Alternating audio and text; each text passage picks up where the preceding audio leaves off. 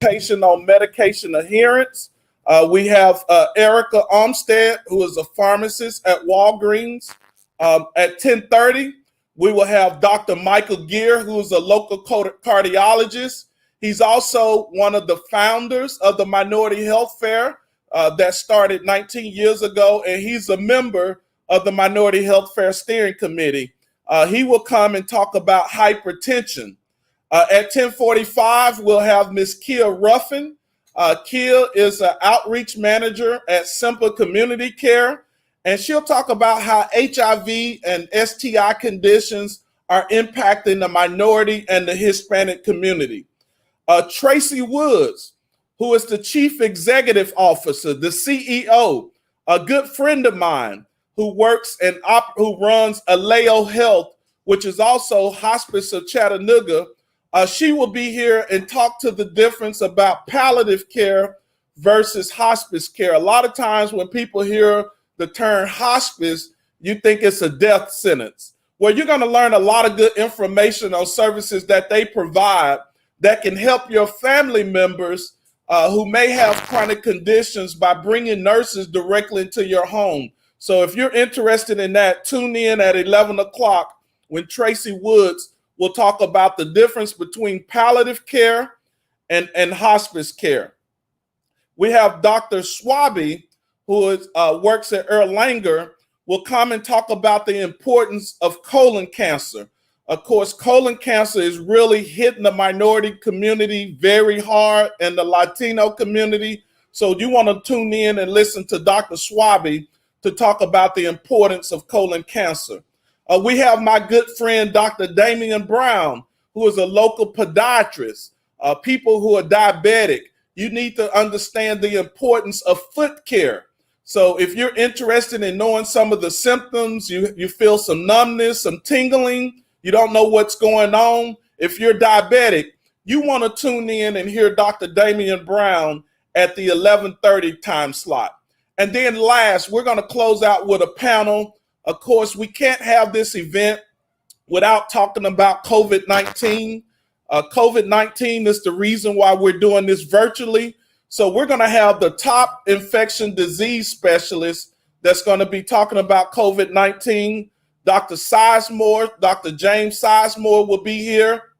And my good friend, Dr. Mary Lambert, who is a professor at Vanderbilt University. She's going to be here to talk about the testing and community testing and things that take place. You can currently get tested for free testing in our community today at Orchard Knob Missionary Baptist Church. The Health Department and the Community Foundation of Greater Chattanooga is sponsoring all of these free COVID testing every weekend at a different church. And today, just so happened, they're at Orchard Knob Missionary Baptist Church on East 3rd Street. The other thing, the Minority Health Fair and the Southeast Tennessee Health Consortium, we're giving out 10,000 free masks. If you attend the testing sites at the African American churches, everybody who get tested will receive a free mask. Also, everybody who wins the door prize today will get a supply of free masks. Of course, we want you to mask up just so that you know we're here in my offices on Bailey Avenue. We're practicing safe social distance. While we're not talking, everyone is wearing masks. We have a limited number of people, so we're keeping ourselves apart. So we need to continue to practice these safe social practices in order to get control of COVID testing, the COVID pandemic. The last thing is that next Friday, the Southeast Tennessee Health Consortium, in partnership with the Kappa Foundation, is sponsoring a virtual HBCU college fair. If you have a high school student, we want you to go register on the HBCU Facebook website, and we're going to have a virtual college fair on Friday, August the 7th. We'll post the flyer on our Facebook page, but if you have a high school student, a 9th grader, all the way up to 12th grade, you want to tune in this Friday for the HBCU virtual fair. The last thing that I would mention is that today is the last day that you can early vote. We're encouraging everyone, especially in the state of Tennessee, if it's early voting in your state, go and early vote today. I think the polls close at 6 p.m., but take an opportunity and go and early vote. With that said, I want to bring up our first speaker. We're going to bring up Erica Armstead. There may be a little break here so we can get her all mic'd up. But Erica Armstead is a pharmacist with Walgreens, and she will be talking about medication adherence. So the next speaker that you will hear will be Dr. Erica Armstead with Walgreens. Stay tuned. Thank you.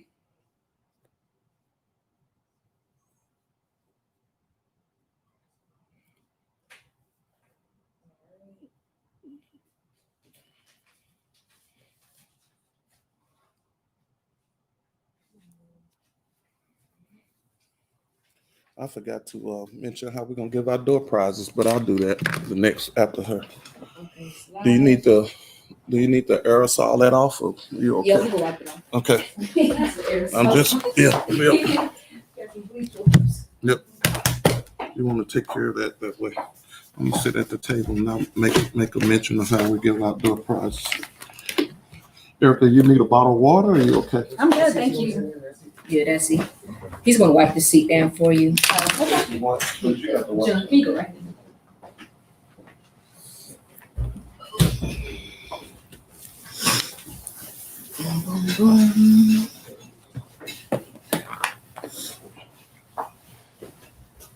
Okay, it's loud now, it's just muted.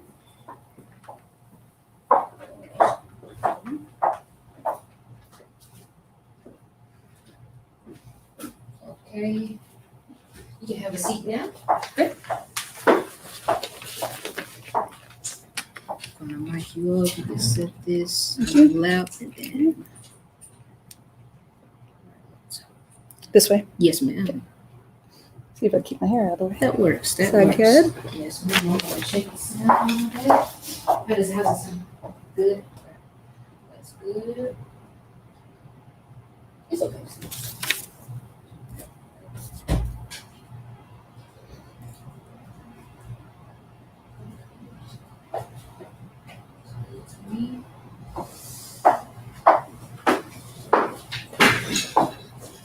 All right, pretty much just like Chris did. If you can just project your voice, and that'll pretty much be it. I'll do my best. Yeah, He's got a pretty projecting voice. I was kind of jealous of his voice. I was like, wow, he's really good. He has a radio voice. He does, quite.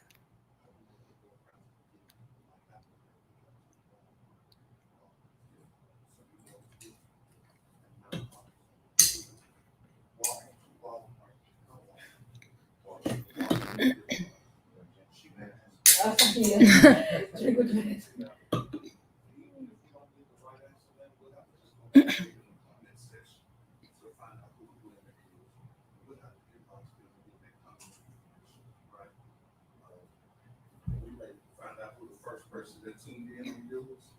If you can find out who the first person was, we'll give them a Facebook, we'll give them a gift card. We're ready when you guys are ready.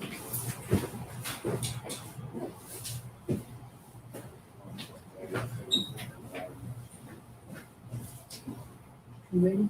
No, hey, go ahead. Okay, what time is it now? Is it your time? Yeah, it's your time. All righty. Are you guys ready? Yeah. Okay. We're about. Wait. Yes, no. We're live now. We're just muted. Oh, okay.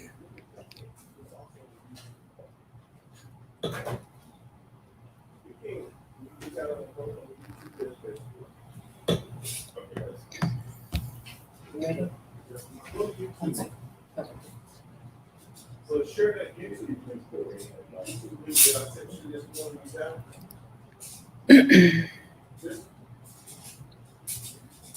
Okay, when you hang up on the cell phone, It's 10:18. look at your text, but it's Dignity News, it's their YouTube page, okay? Ready. Okay. In 3, 2, 1. Good morning, Chattanooga. My name is Dr. Erica Olmstead. I'm a pharmacist at Walgreens. I'm very grateful to get to be here with you guys today to talk to you about something that's important to me and important to the minority community here in Chattanooga, in the greater Chattanooga area.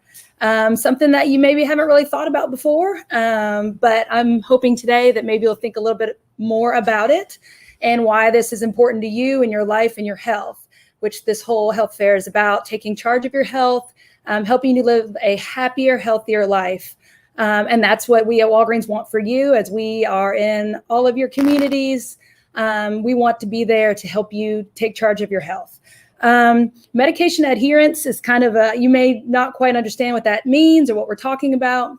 It's basically how well you take your medication according to the way that your doctor or pharmacist has instructed you to take it. So sometimes it is, it may not just mean not taking your medicine. Sometimes it means not taking your medicine in the way that you should, as far as specific instructions that you are given. For instance, not taking your thyroid medication in the morning before any food or drink, things like that. That would be considered not adherence if you were taking it with lunch or something like that. So there's a bunch of different ways in which you can be non-adherent to your medication. And when you're non-adherent to your medication, it means that you're not going to get the full benefit from that medication. And that's not what we want for you in your healthcare. We want you to if you're going to bother to get the medication and have the medication, we want you to get your full health benefit out of it so that you can live a happier, healthier life. So it's been shown that about 50 to 70% of Americans in general are non-adherent with their medication. So this is not a small problem. This is not something that just a couple people aren't doing properly. So we at Walgreens really wanted to talk about it. We wanted to have a conversation about it. And the number one thing I want to say at the beginning is it's important for you to be honest with your healthcare professionals about your adherence issues. Okay. So if there's something holding you back from being adherent, that's something that you need to tell your doctor or your pharmacist, because, we're all human beings. We're not perfect, but if you're not taking it the way that you should, for some reason, there are some strategies we'll talk about today as to ways to help you with that. But also some of those things are things that you and your doctor have to deal with and mitigate. And we want you to be open and honest with your healthcare professionals about that. So, there's a couple, well, there's really three in my mind, main reasons that people are not adherent to their medication. And the first one, of course, is just forgetfulness. We're all really, really busy. I know that I am. I know that you are too. We have a lot of things going on in our lives. Sometimes we just forget. And there's a few ways in which we can help you with that forgetfulness. So the first thing is, in general, talk to your doctor when you're there about any medications they may have prescribed for you that are taken more than 1 to 2 times a day. If it's necessary short term, even if it's necessary long term, if you and your doctor have a conversation about that, that may be appropriate. But people really have a hard time remembering to take medicines that many times a day and fitting it into their schedule and their lifestyle. When you're working, you have children, you have a business, things going on. It's hard to remember to take something 3 times a day, 4 times a day, every single day. So there's some extended release formulations and other things that sometimes can help you with that.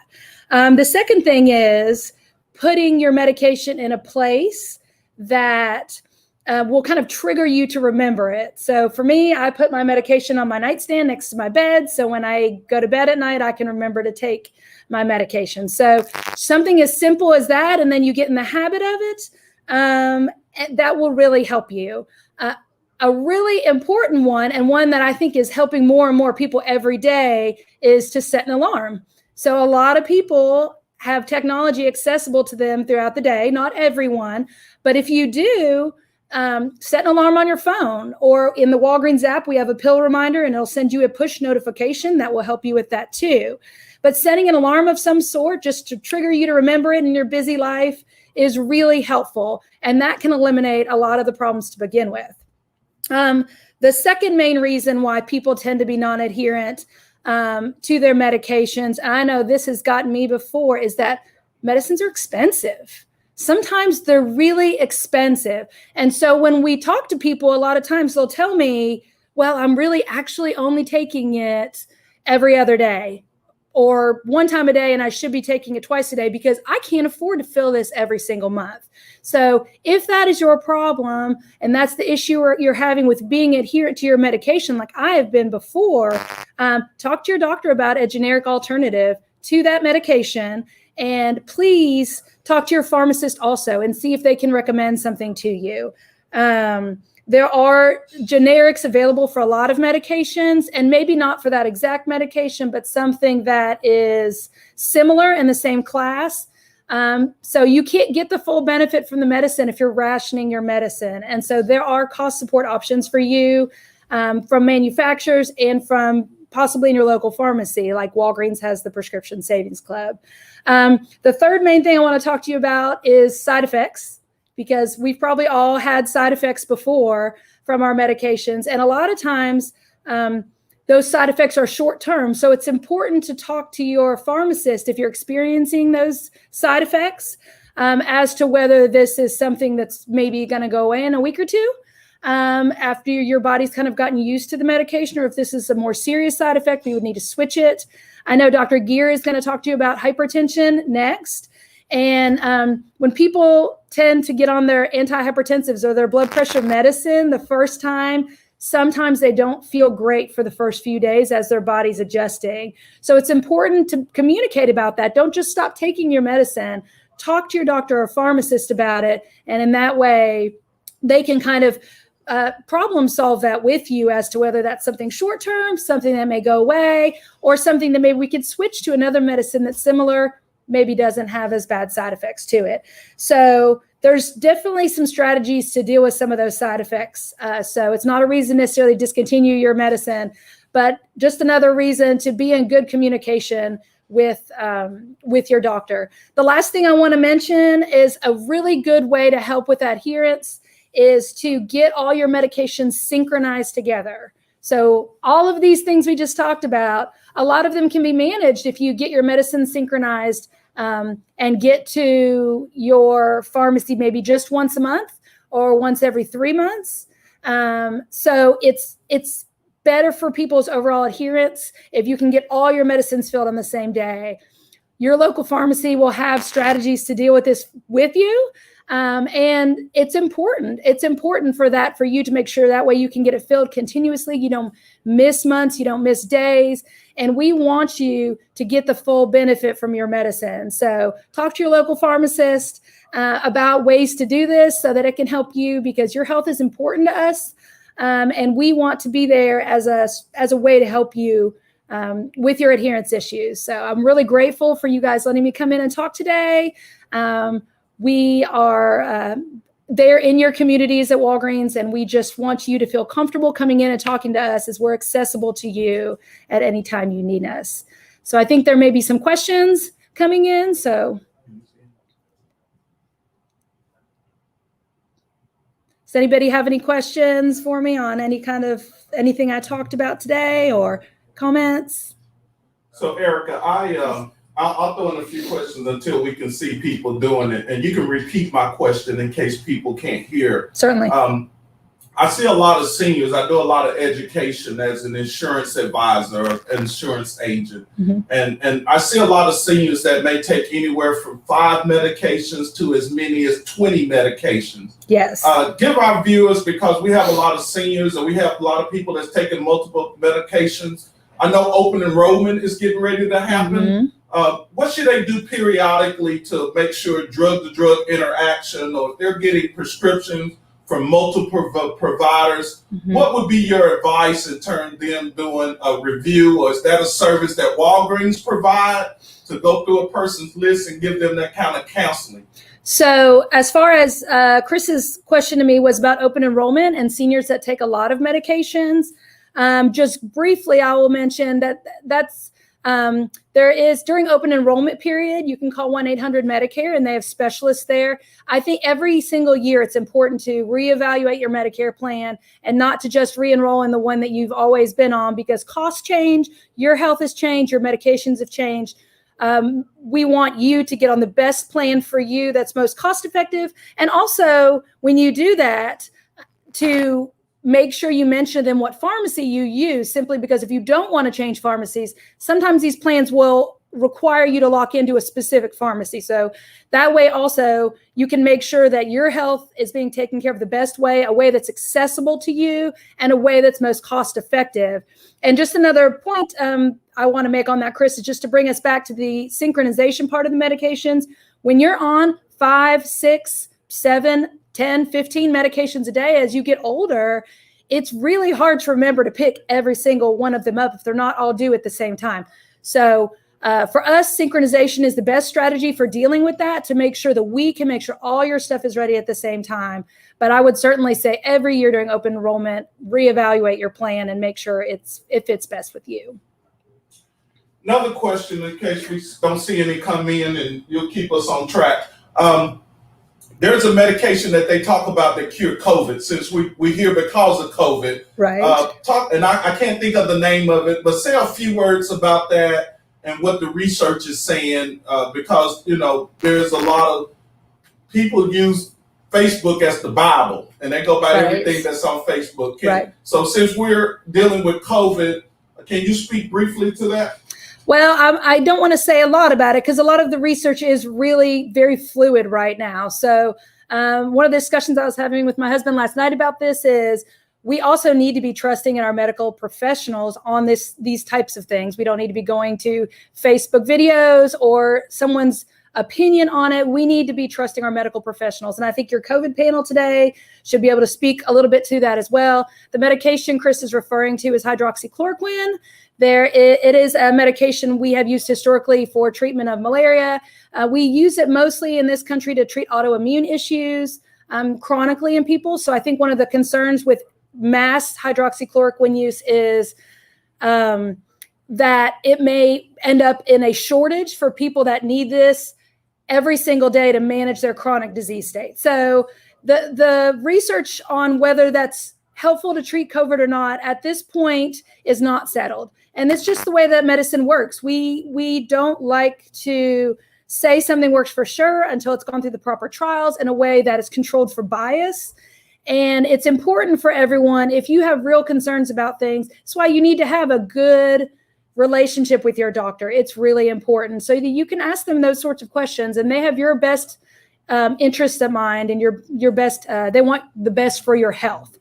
So as far as whether it is a cure for it or not, I can't speak to that at this point. The research isn't settled. There's not good studies out enough to know for sure. There's a lot of talking, like case studies, but we don't make decisions in medicine based simply on case studies. So I will leave that to the researchers and let them give you an answer on that, hopefully in not too long.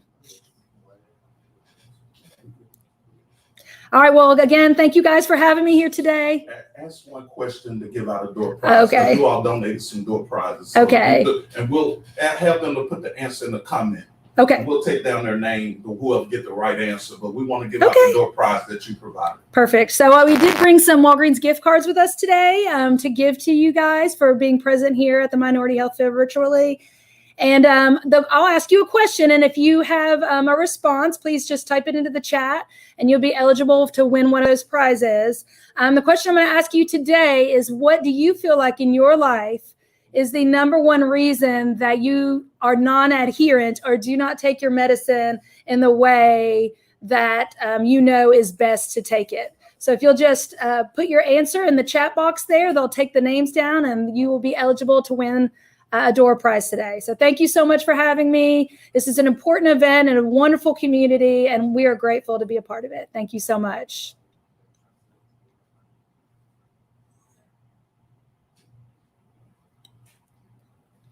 Okay, you're muted. You're still live and Okay. you're off the camera. Okay. Then I'm going to introduce the next speaker. Told you, get me to stop talking so hard. You did great. You did great. Thank you. Thank you guys for having Erica, me. what size shirt would you like? Medium, please. My wife got these up for me last night. Okay. Hello. You like that chair, please? He's about to wipe that chair down. Thank you for having us. I really That's appreciate all right. it. Oh, thank you. Here's a shirt for you. Thank you. Around in that first conference room, there's some juice and coffee and sausage, I mean, chicken biscuits. Mhm. So if you want to take advantage of that, you can. Thank you so much. Thank Y'all you. have a great day. This will be posted, we'll do a separate YouTube, but, appreciate you coming, My okay? pleasure. You guys Now, have a great are you day. in Cleveland? I am actually in Cleveland. Do you rotate, you on? I manage one of Cleveland stores, yep. Okay, thank you. Thank you, have a great day. So, yeah, I'll run back down, so do some kind of next conference room, that first one at the door. Anybody else need water? No, sir. I'm good. I'm sure you need one. I gotta figure out how to look at these comments, my mom is on too, so. Yeah, it's showing me on mine. Remember I just showed you? It's showing on I'm just trying to get to all of them, because I wanna give out a couple cards, like the first person who joined in. How do I scroll down? Just type and say, because you won't see the first person showing it. Just Go something on Go to the business. It's over now. Let's show you start over. Mm-mm. I'll start with- Sorry. There it is. Perfect.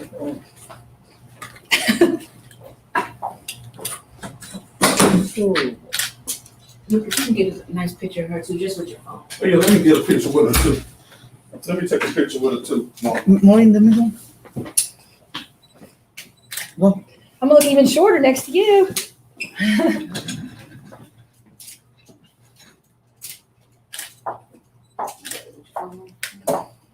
There we go. I had that on my notes. You saw that on my notes to take a picture with every. Oh, did you get it? I'm sorry. You got a couple more. That's great. Now he has a poster, so where can he put his posters at? Thank you. My pleasure. Thank Thank you. Hey, Apollo, the person from the farthest distance and the person who tuned in the first. And you can just pick someone who did her medication Great. adherence, just write it down on the piece of paper. You look closer over here. Okay. Thank you. Since we're gonna be over here, and yeah, let's see how we. There's no R in there. It's gear. Let me see how that is. Okay, it's seen on his. Let's see how it is on mine. Put this up. Yeah, you can see it. Ready for me to introduce Dr. Gill? How we doing on time? Now, let me show We're you. behind, but Let me show you this. I may show this. I don't know if you can focus in on any of those. it won't be able to focus in on that. I know that for sure. But it will be there. It's seen. I can see it. Oh, Dr. Gill gonna stand up and do his? Are you gonna stand up or you gonna sit down? I can stand up. You wanna stand up? Let me go ahead and introduce Dr. Gill and then we'll get started. Because like you said, we're running about 6 minutes behind. I'm trying to do his. That's fine. You want to see how his. Okay, let me grab something out. Okay. All right. Can I go ahead and make a few comments while people Yeah, are on? yeah. And then I'm gonna introduce Dr. Gill. I ain't gonna put it up under my shirt, right? You don't have to. Let's just get you going. And then John. Do you want these in between segments recorded on this one? Okay, don't worry about that. Turn this off actually. And let your battery flat down. Okay. All right. I'm finna introduce, but I'm gonna talk about how we giving out door prizes, okay? Let me know when you're ready. And then I'm gonna introduce Dr. Gill. Okay. But I mean, when you introduce him, we're gonna have to still turn it back off and then put his mic on and then because you gotta move the chair. That'll be fine. Okay. That'll be That fine. works. I just put the stay tuned back Okay. up. Okay. Tell me when you're ready. One, let us know when he's ready. Can I stand up and introduce him? So that way I don't have to move the You chair? can. You can. Then you're gonna have to mic him up. Yeah, please. That's what I'm happy you shut that door. Please shut it. I keep forgetting. Ain't nobody here but us. Well, I saw one person walk by. Yeah, I did too. Oh, you're too tall. I'm too Oh tall. my God. Too tall for that. I prefer can do better this set Yeah. and everybody. this Yeah, set. because everybody, all the cameras were down. That's fine. That's fine. Y'all, is he too tall too? We're gonna see. Okay. We're gonna see in just a few. Okay. All right. Are you ready, Juan? Yeah. Okay. Everyone said. You said 1 Okay, second? let me check power. Okay. Are you ready? He said he ready? Okay, hold on 1 minute.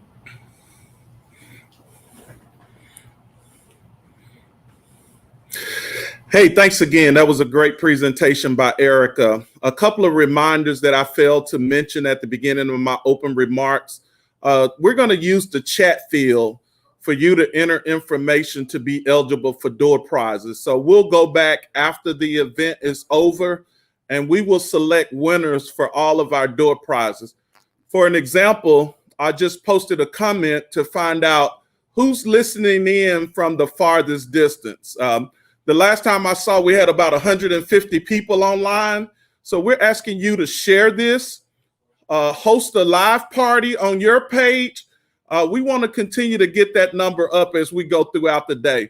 So be sure to type in comments. I even saw my mom on Facebook. So good morning, Mama. I'm live on Facebook. I see you, Cha-Cha. So my mama is even on Facebook because that's the way that she actually listened to her Sunday morning church service at Greater Friendship Missionary Baptist Church. So be sure to use the comment section.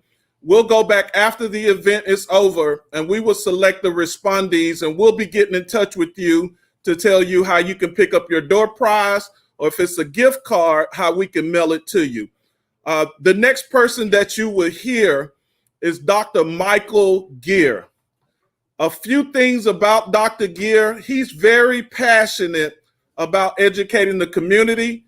He's a cardiologist. He's a graduate from Duke University. He also has an engineering degree. This guy is the first of many in a lot of fields, but his spirit, he's just so humble. He don't brag about it, but he continues to do what he do. Dr. Michael Gear is the reason for the Minority Health Fair. Not prior to 19 years ago of the Minority Health Fair, Dr. Gear was actually doing a health fair in the basement of his church. He's a member of Omega Psi Phi fraternity, and I'm glad to call him my doctor, and I'm also glad to call him my friend. So the next presenter who will be talking about hypertension is my friend, Dr. Michael Gear. So stay tuned. We'll get him mic'd up. You gonna wipe that off and get him mic'd up? Thanks. No, thank you, man. Thank you.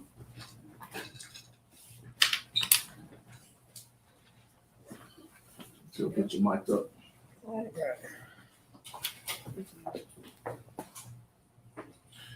And at the end, if you want to ask people a couple of questions that they want to respond to, that'll make them eligible for door prizes. You come up with the questions. If people don't ask questions, then you can just come up with a couple of things. Okay. Turn it on. Turn it on for him. Hold on 1 minute.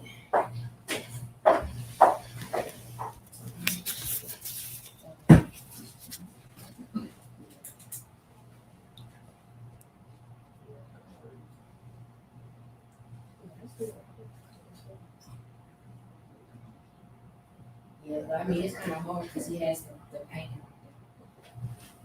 So, that's good. Let me see. It's not. You got it. Just make sure it's recording right there. Because that button, sometimes you press it and you don't do it. So you gotta press it hard. All right. Let me check right here.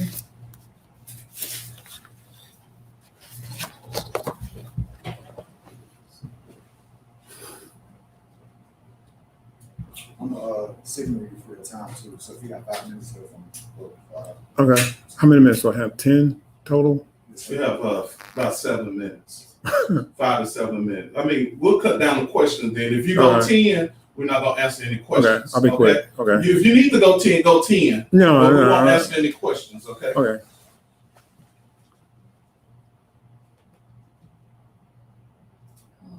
You should be able to come here and see. Your countdown when I start as well. Yeah, I'm gonna let you know when we're starting. Just give me a quick second. It's because you're standing, we gotta get everything situated, yeah, something like that. Okie dokie, 3, 2,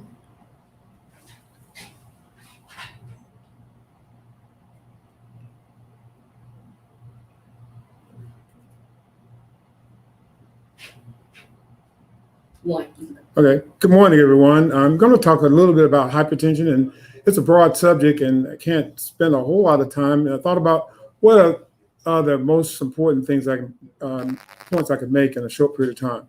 I thought of 3 questions that I would ask that I could cover at least. And one of those questions is, how do we take blood pressure? And that's one of the biggest problems we have with hypertension, is that most of the time it's not really taken correctly. In fact, a lot of times when you're at a doctor's office, when you have it taken by a nurse, when you take it by medical students, a lot of times it's not taken correctly because we never really learn how to do it correctly. The second thing is, I'm taking medications for blood pressure. When do I take it? What's the best time to do it? And the next thing is, when do I not need to take it? So those are 3 questions I'll hopefully try to answer this morning. This is a photograph, not a photograph, but a picture done by my son of a person having her blood pressure taken. And there's about 7 mistakes being shown on this photograph. I'm going to point out real quick, and I may ask you about this later on. Number 1, she's sitting on a stool and her back is not supported. That's a no-no. That increases your blood pressure just by not having your back supported. Her feet are not on the floor. She's talking on the telephone. Her cuff is on her arm, which is beneath clothing. And she's it's not in the right position. It's not over her. It's not in the right part of her arm. Your arm should be supported by a table. And so these are 7 reasons that her blood pressure, even though it may be taken like this, it's not going to be accurate. And this is a problem that we run into all of the time. I'll show you another picture of the same person with it done correctly. Okay.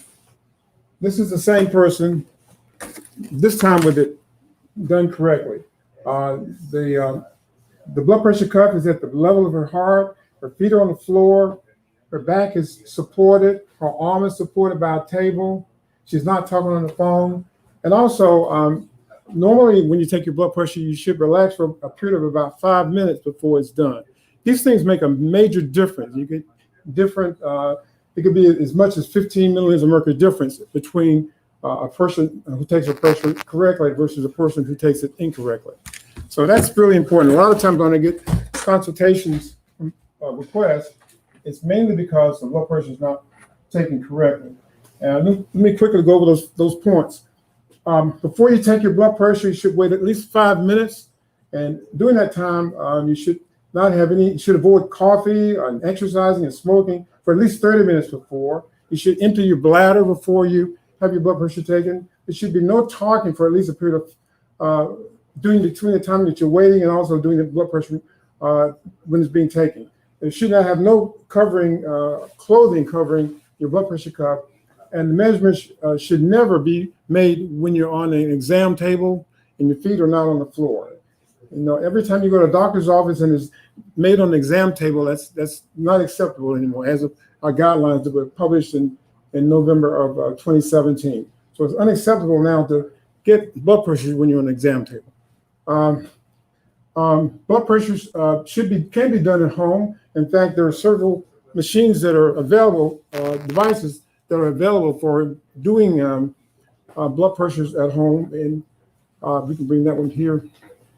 In my office, we use a device that will do it at home, and you can do all of those things at home with this. This is a simple device here that will take your blood pressure. It will do it exactly as we want it to be done. It will take it 3 times and average it and transmit that information to my computer. And it's a validated device. I have listed here several of them. The one we use is the Omron device. There's one made by Withings. There's one made by Omron that you can purchase at your pharmacy and so forth. And these are very, very accurate. Okay, the last question is, what time of day should I take my blood pressure? And that's changed over the years. In the past, we've always taken blood pressures first thing in the morning and so forth. Now the emphasis is on doing the most from the long term, from the standpoint of what's going to do the best for you as far as preventing you from having a stroke and so forth. And I have this drawing, I hope you can see here, that shows what happens to your blood pressure. Normally, when your blood pressure goes down when you go to sleep at night. Normally, your blood pressure should drop about 10 to 15% when you go to sleep at night. Before you wake up, your blood pressure goes up. There's a period of time before you wake up. It's called rapid eye movement sleep or REM sleep, that where your blood pressure shoots up when you're dreaming and when somebody's running after you and you're running after someone else. Your blood pressure goes up very high. Your pulse rate's beating real fast. And that's when your blood pressure shoots up, and that's when you're still asleep, and that's called REM sleep. And that's this period here. Your blood pressure shoots up very high. That's why when you first thing in the morning, your blood pressure tends to be very high. And because of that, it's recommended that you take your blood pressure medicine before you go to bed at night. That way you can shift everything down so that first pressures early in the morning tend to be lower. Okay. And then the last question is, when should I not take my blood pressure? And that's a period of time that when you wake up in the middle of the night, it's probably not a good time to take your blood pressure because it's going to be high, but it's not going to mean much. So when people wake up in the middle of the night and they take their blood pressure is high, you don't need to call your doctor about that because that's sort of normal. It's physiologic for your blood pressure to be high in that period of time. When you're having pain or when you're doing things like you're throwing up, you're sick, and you're having, you don't check your blood pressure during those periods of time because you expect them to be high. So getting back to the first picture that I have, let me ask you a question just to see if you remember anything about this. I'm going to have you to answer this question. I'm going to tell you some of the things that are wrong with this picture. This patient is talking on the phone. She's talking to a friend on the phone. Her blood pressure cuff is in the wrong position. Can anyone tell me what else is wrong with her taking her blood pressure at this time? Put it in the comment section. Tell me, Put it in the comment section. Anything else wrong with this picture about her taking her blood pressure at this time? Just put that in the comment section. Okay? And that's it. Ask them if they got any questions. Any other questions that you want to ask me at this time would be fine.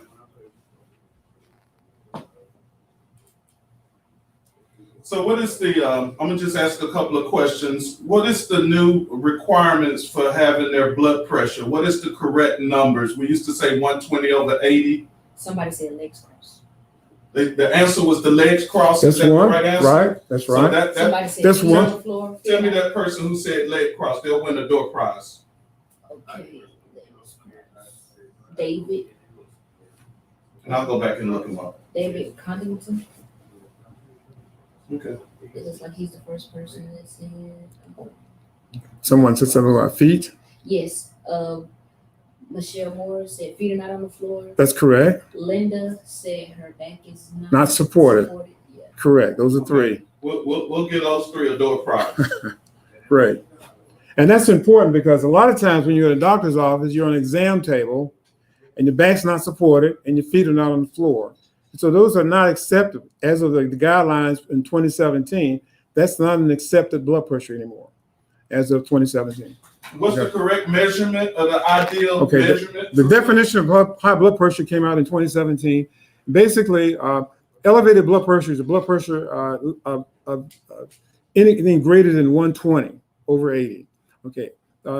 Class 1 hypertension is blood pressure between 130 and 139 and 80 to 89. That's stage 1 hypertension. Stage 2 is 140 to 149 over 90 to 99. So that's stage 2. So it's been redefined. We treat patients now if their blood pressure is greater than 130 over 80. Okay, that's different from in the past. Okay. All right. Any closing remarks, Dr. Gear? Well, again, this is a really important topic in the Black community because the incidence of hypertension is so high in the Black community and the prevalence is so high. And it's still the number one cause, reversible cause of death in this country, hypertension is. And it's totally reversible. It can be totally reversible. It leads to so many comorbidities like stroke and heart attack and kidney disease. So it's really important that we jump on top of this. But again, it's very important that we learn how to take blood pressure. It's one of the most important things. Getting your blood pressure done at home can be one of the major ways of attacking that. Okay. I have a question. They said, are there any natural supplements such as apple cider vinegar that can help lower blood pressure, or is Himalayan salt okay? Those things, I mean, those are not proven remedies. The best, if you want to, majority of people that have high blood pressure, especially in the Black community, is related to weight. So if you can get your weight down, that's probably more definitive than taking a supplement. Okay, so just getting your weight down would be more important, I would think. Okay. And then one more question. They say, when is the best time to take pills, in the morning or evening? We just covered that topic. The best time to take medication is to take it at bedtime because you want your pressure to be lowest when you go to sleep at night to prevent that early morning rise in blood pressure that occurs before you wake up in the morning. Okay. All right. Thank you. All right. I'm so happy I found the comment section. I'm glad you did that because I can keep up with everything. Yeah, that's crazy. Now, Juan,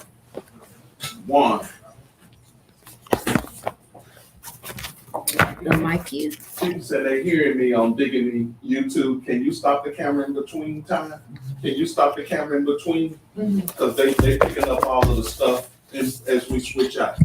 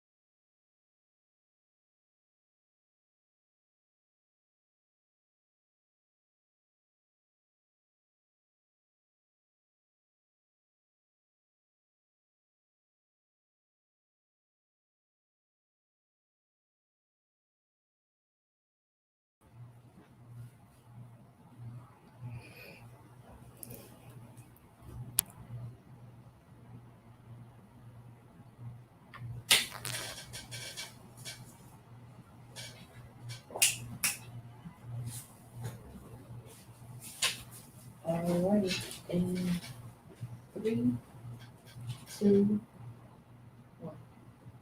Hello, everyone. I am Kia Ruffin with Simpa Community Care. I am the community health specialist, and I work with the female population within the minority communities. So today we're going to discuss HIV, STIs, and services that Simpa has to offer. So first, what is HIV? HIV stands for Human Immunodeficiency Virus. HIV breaks down the immune system by attacking the T cells. Over time, HIV destroys so many cells that the body can no longer fight off infections or other diseases. But with proper medical care, HIV can be controlled. There is a medication for HIV called ART. AIDS is acquired immunodeficiency syndrome. AIDS is considered the medical condition and is also considered the advanced stage of HIV. So, HIV has 5 modes of transmission: blood, breast milk, pre-ejaculation and/or semen, vaginal fluids, and rectal fluids. In 2017, Hamilton County reported that there were over 1,100 individuals who were living with HIV. These numbers were reported by the Chattanooga Health Department in 2019. As far as race and ethnicity, 49% were white, non-Hispanic, 44% were Black, non-Hispanic, and 5% were Hispanic. If positive and one receives proper medical care and follows the care plan provided, HIV can become undetected by the viral suppression rates dropping. So, I know you guys have saw on TV, on television, there's been different commercials talking about PrEP. PrEP stands for pre-exposure prophylaxis. PrEP is an HIV intervention tool. Individuals who are HIV negative can take 1 pill a day to lower their chances of transmission of HIV. For more information, you can schedule a consultation with our PrEP navigator at Simpa. So now we're moving on to sexually transmitted infections, which are passed through sexual contact from one person to another. So Hamilton County reported their cases per 100,000, and the numbers are as follows: chlamydia, 532, gonorrhea, 257, and syphilis, 29. Guys, the rates are increasing and rising in Hamilton County. Gonorrhea is up by 42%, and syphilis is up by 164%. And these numbers were reported between 2015 and 2017. And the Chattanooga Health Department reported these numbers in 2019. So for testing options, we have in-house and mobile testing. HIV is tested through a 20-minute rapid test and a 1-minute confirmatory test. Hep C is tested as a 20-minute rapid test and a 3-week confirmatory test with a blood draw. With chlamydia and gonorrhea, we take an oral sample, a urine sample, and a self-administered anal sample. We test for the different sites because you can receive the STIs in those different sites. For syphilis, there is a 10-minute rapid test. So rapid start looks like, if you receive a positive result, you will then meet with the client intake coordinator and then leave with medication and a care plan. So we take care of you guys well at Simpa Community Care. So moving right along, for the services at Simpa Community Care, we are now considered a federally qualified health center. So within our clinic, we offer primary care services, health screenings, immunizations and vaccinations, lab testing, mental health counseling, pharmaceutical needs, and nutritional counseling. In our prevention office, we offer in-house and mobile testing,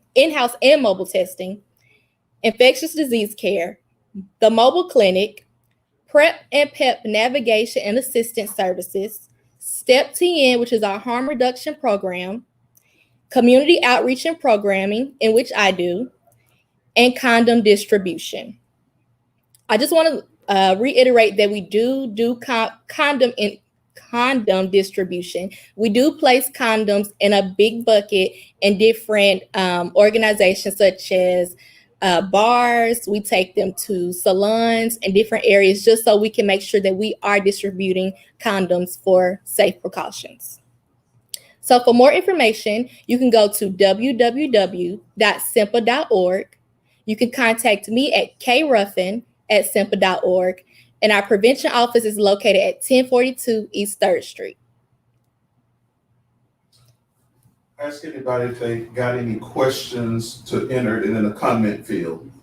So do you guys have any questions? I'm going to bring up something just to see if we can win a door prize. What did I say AIDS stood for?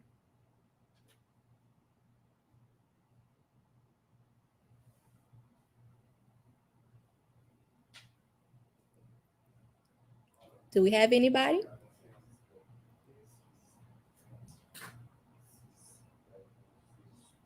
And I'm going to ask one more question. As far as rates that have risen in Hamilton County for gonorrhea, what was that number that I gave out? What was that percentage?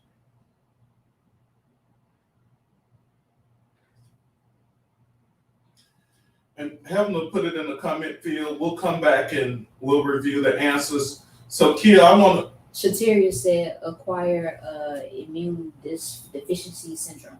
Shatira Swanson. Shatira Swanson. She'll win a door prize. You will win a door prize. So thank you for responding. Thank you for answering that question. Kia, I talk a little bit about how it affects minorities and Latinos. Of course, the stats speak for itself. But you know, a lot of people think, like with Magic Johnson, that if you had HIV, you're gonna die. Talk a little bit. I know you mentioned about PrEP. Just tell people what Simpa is currently doing, and are your services free? Do they have to pay? Can you speak to that, please? So first, I want to say that at the prevention Can you offices. repeat my question so they.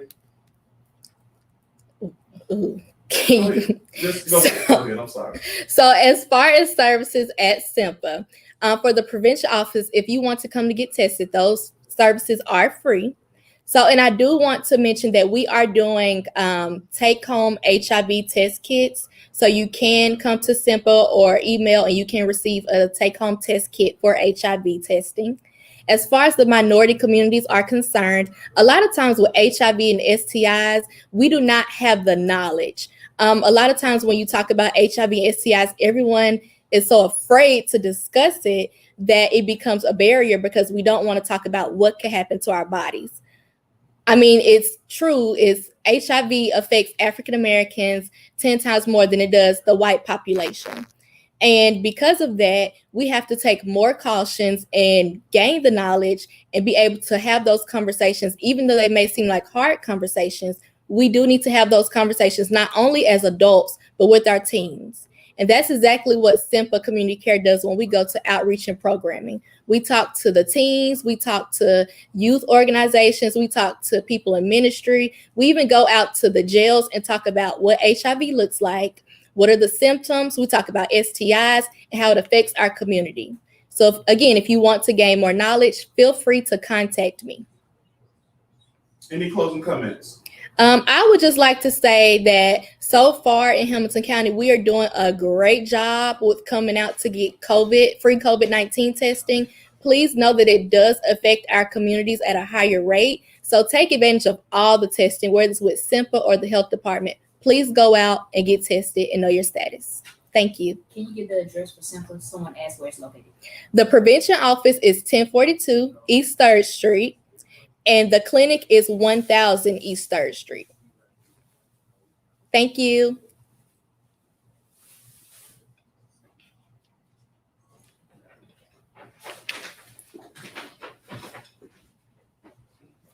Marjorie, she's filled in for your boy Ladarius. he And on vacation.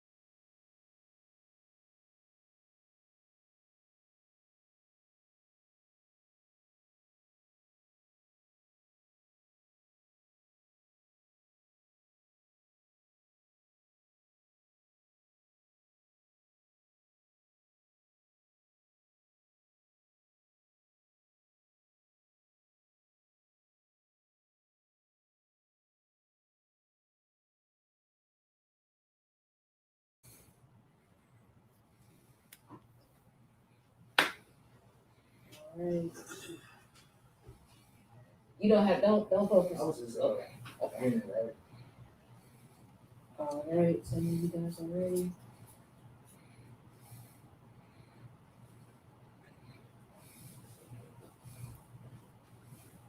Ready? 3, 2. Great job, Kia. Kia said she was a little nervous, but I don't know about you all, but she did a fantastic job in terms of just educating you on services that Semper provide. Hey, we're seeing a lot of engagement in the comment section. Be sure to continue to put your questions and comments. We're throwing out some questions every now and then, and we're going to make you eligible for door prizes. Continue to share this, encourage people to tune in. We're about halfway through it. But my next presenter is a good friend of mine. Actually, I got a chance and I brought her on stage last year at the Minority Health Fair. She came by, and as I recall, when she left, it was her husband's birthday. So she went to Bristol and went to her first NASCAR event. But since that time, Tracy Woods, who is the Chief Executive Officer of Aleo Health, again, remember that brand, Aleo Health. They were formerly Hospice of Chattanooga, that's located right across the street from Mount Canaan Baptist Church on Highway 58. But Tracy is the Chief Executive Officer. So we have the head person in charge with us this morning. And she's going to come up and talk to you about the difference and some of the myths about hospice versus palliative care. So the next presenter you will hear is my good friend, Miss Tracy Woods, the Chief Executive Officer of Aleo Health. Thank you. She'll mic you up, Tracy. And Alright. do you need a water at your table while you're there? Okay, you think you're good? Okay.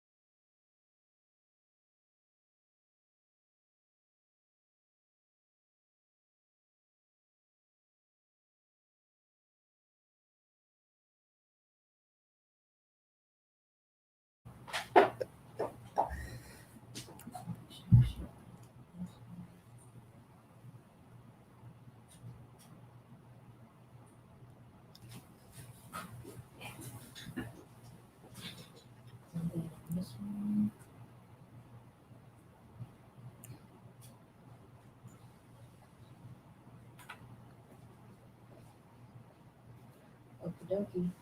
You guys ready? 3, 2, 1. Thank you, Chris. Again, I'm Tracy Wood, President and CEO of Aleo Health. Aleo Health is located right here in Chattanooga, Tennessee. We also serve four other states now: Alabama, Georgia, and North Carolina, all of the surrounding areas. We are super excited to be here today at the Minority Health Fair. Want to talk about hospice and palliative care. So what is hospice? What is palliative care? Well, we all know hospice can sometimes bring a lot of fear when we hear that word. Hospice brings a lot of confusion, a lot of emotion. But I want to talk a little bit about the differences today and when is the right time to call hospice. Hospice is not a benefit that you call someone, we're called in at the last day or the last hours. Most of the time in our community, that's what I see. But hospice is really a benefit if you have a terminal illness and that illness and the doctor says, hey, I'm believing that your prognosis, and we all know that a prognosis is just that. Only God knows when it's time. So he says, hey, if your disease process continues in the way that it is going, then your life expectancy is 6 months or less. We have some patients that are on hospice for over a year. But they're getting the benefits of hospice. The benefits of hospice is having someone come to your home, a nurse come to your home 1 to 3, maybe 5 times a week or 7 times a week, if that's what you need, to check on you, to make sure you're taking your medications. If you're not feeling well, being able to call the doctor, talk to the doctor, get the medications that you need when you need it most. Your supplies, all your medical supplies are covered. If you need a hospital bed, oxygen, whatever you need to make your life more comfortable, hospice is there for you. We have social workers, chaplains, and physicians on staff.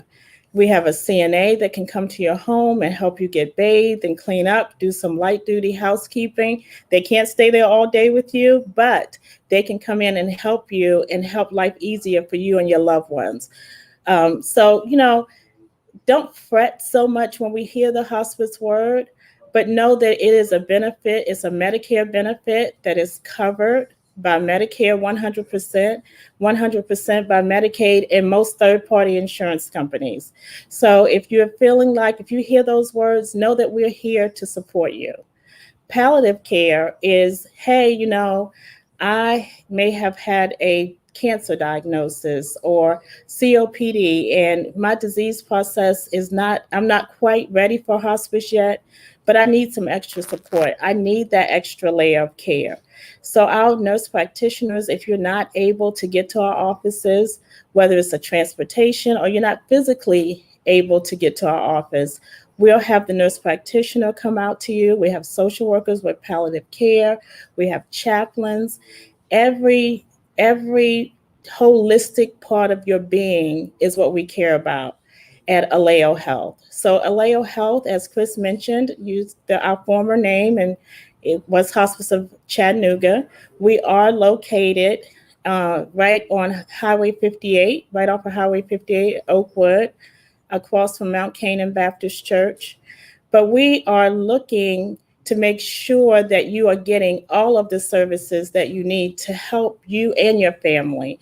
We're caring about the whole family because we understand that your family is very much a part of your life, and it's not just care for just the patient, it's care for the family as well. Don't forget about our grief services that we have as well. So, with the COVID and the pandemic happening right now, we all are experiencing a lot of different emotions, and it makes us do a lot of life reflections. And maybe we're thinking about that loved one that's no longer here. Our grief services are free to anyone in the community. Please know that you can call our offices or go to our website, which is www.hospiceofchattanooga.org or www.aleohealth.org, and we'll be happy to assist you in any way that we possibly can. I am done with my presentation, but I do have a couple of questions, and I will definitely take questions from any of you. So please go to your chat box and send me any questions that you may have. But one of the questions I have for you, is there anyone in your family that you're thinking about right now that could use our services. Is there anyone in the community that may be able to come into our offices and need to talk with one of our grief counselors? If you're somebody that you've experienced a new diagnosis and need to kind of talk through that a little bit to understand what is available to you, know that we're here and we're available. Do we have any questions in our chat box? Any responses? While we're waiting on a couple of questions, Tracy, again, emphasize again, when people hear the term hospice, they think of a death sentence. I know you deal with people with chronic conditions. Talk a little bit about those free services or those insured services that cover that people, it can give them a break Yes. from having to take care of a loved one. Can Yes. you speak to that? Sure. So, of course, as a part of the hospice benefit or as a part of our family of services, hospice benefit offers respite care. So if you have a loved one that is on our services and they need respite care, we have an inpatient unit that's right across from Erlanger's emergency department. And that unit is available for your loved one to go and stay for up to 5 days of respite. And then also, as a part of our family of services, we have a company, Comprehensive Care. Comprehensive Care is a private duty sitting service where we can come into your home and provide services for your loved one. If you have to run out to the store or you need someone to stay with them for 24 hours while you maybe go on a much needed vacation or trip. So, I think that what is unique about Aleo Health, we are there for patients and families in the home. So any services that you may need in the home from a healthcare perspective, give us a call, reach out to us, and we're here to help and support you. And I know Sharon Kelly is tuning in, and you deal with a lot of people may have Alzheimer's or dementia. I know you have a unique program that help take care of those clients. Talk a little bit about that program, the memory loss program, and what all you all do with that. So we are super excited about our memory loss program.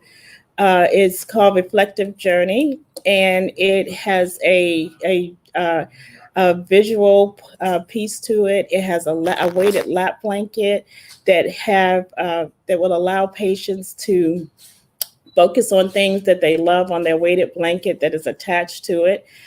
We also have music therapy as a part of that program.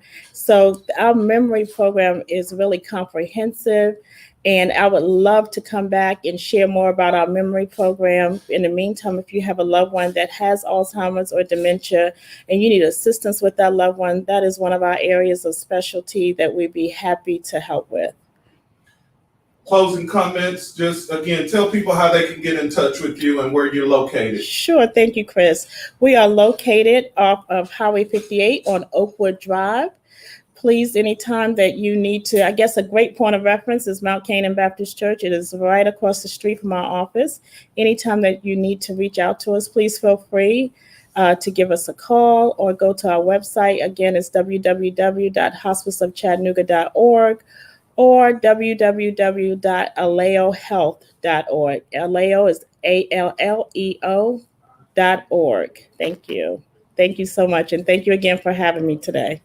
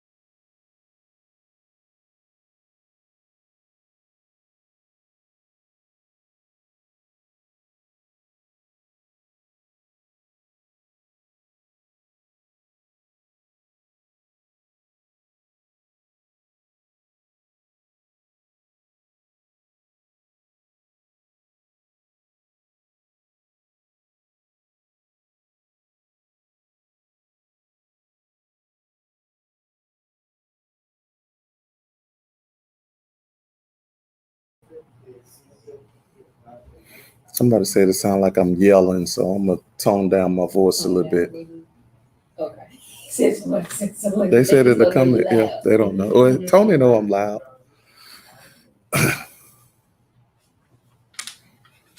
Okey-dokey, three.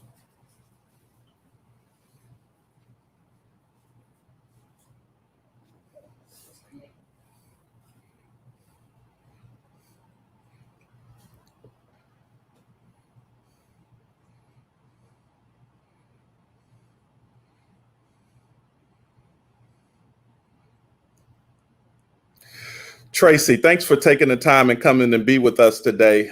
We hope that you all found it very informative, that you learned the difference between palliative care and hospice. Again, be sure to take advantage of all of the services at Aleo Health that's located on Highway 58. Our next speaker is Dr. Swaby.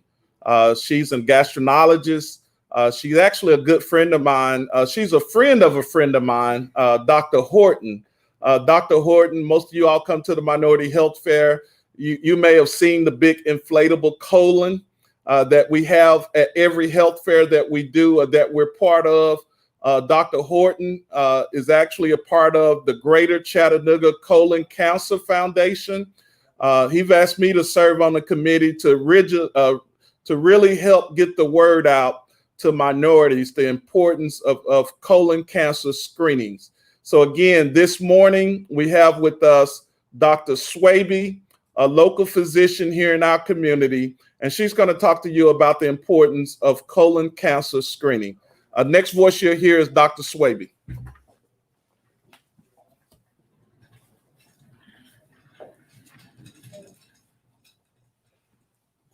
Okay, thank you.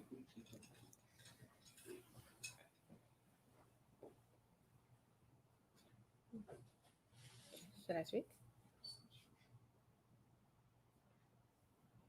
You'll tell me when? Hold on a minute. Okay, no problem. Just relax. I'm gonna let you know when you're live. You're not live, right? We're muted. Amen. And yeah, we're muted and stuff right now. We're gonna check the main camera. Check 1, 2, check 1, 2. Okay, so you can actually click that right in the middle if you want to. Yes, ma'am. I'm just gonna set this right there. Okay.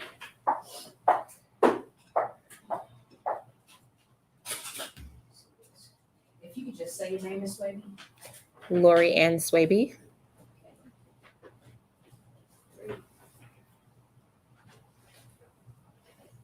What's that shirt with you? I want to say medium, but I might be a large. I mean, you both. No, I'm joking. You got somebody at home who want to get one too? Yeah, but he's an extra large. Double X or 3X? I'm a 3X. So you tell No, me. he's a 2X. Okay, I'll give you 2X. All right. We're recording on this one. Okay. You guys ready? All righty. And let's see. Excuse me. We got 7 minutes total. I'm two one. I have about 5 minutes total. That's why I come to give her a 3 minute. 3 minute one. He's gonna give you a 3 minute one. Wait, Be sure to ask them questions that you can ask questions. Tell them to type their.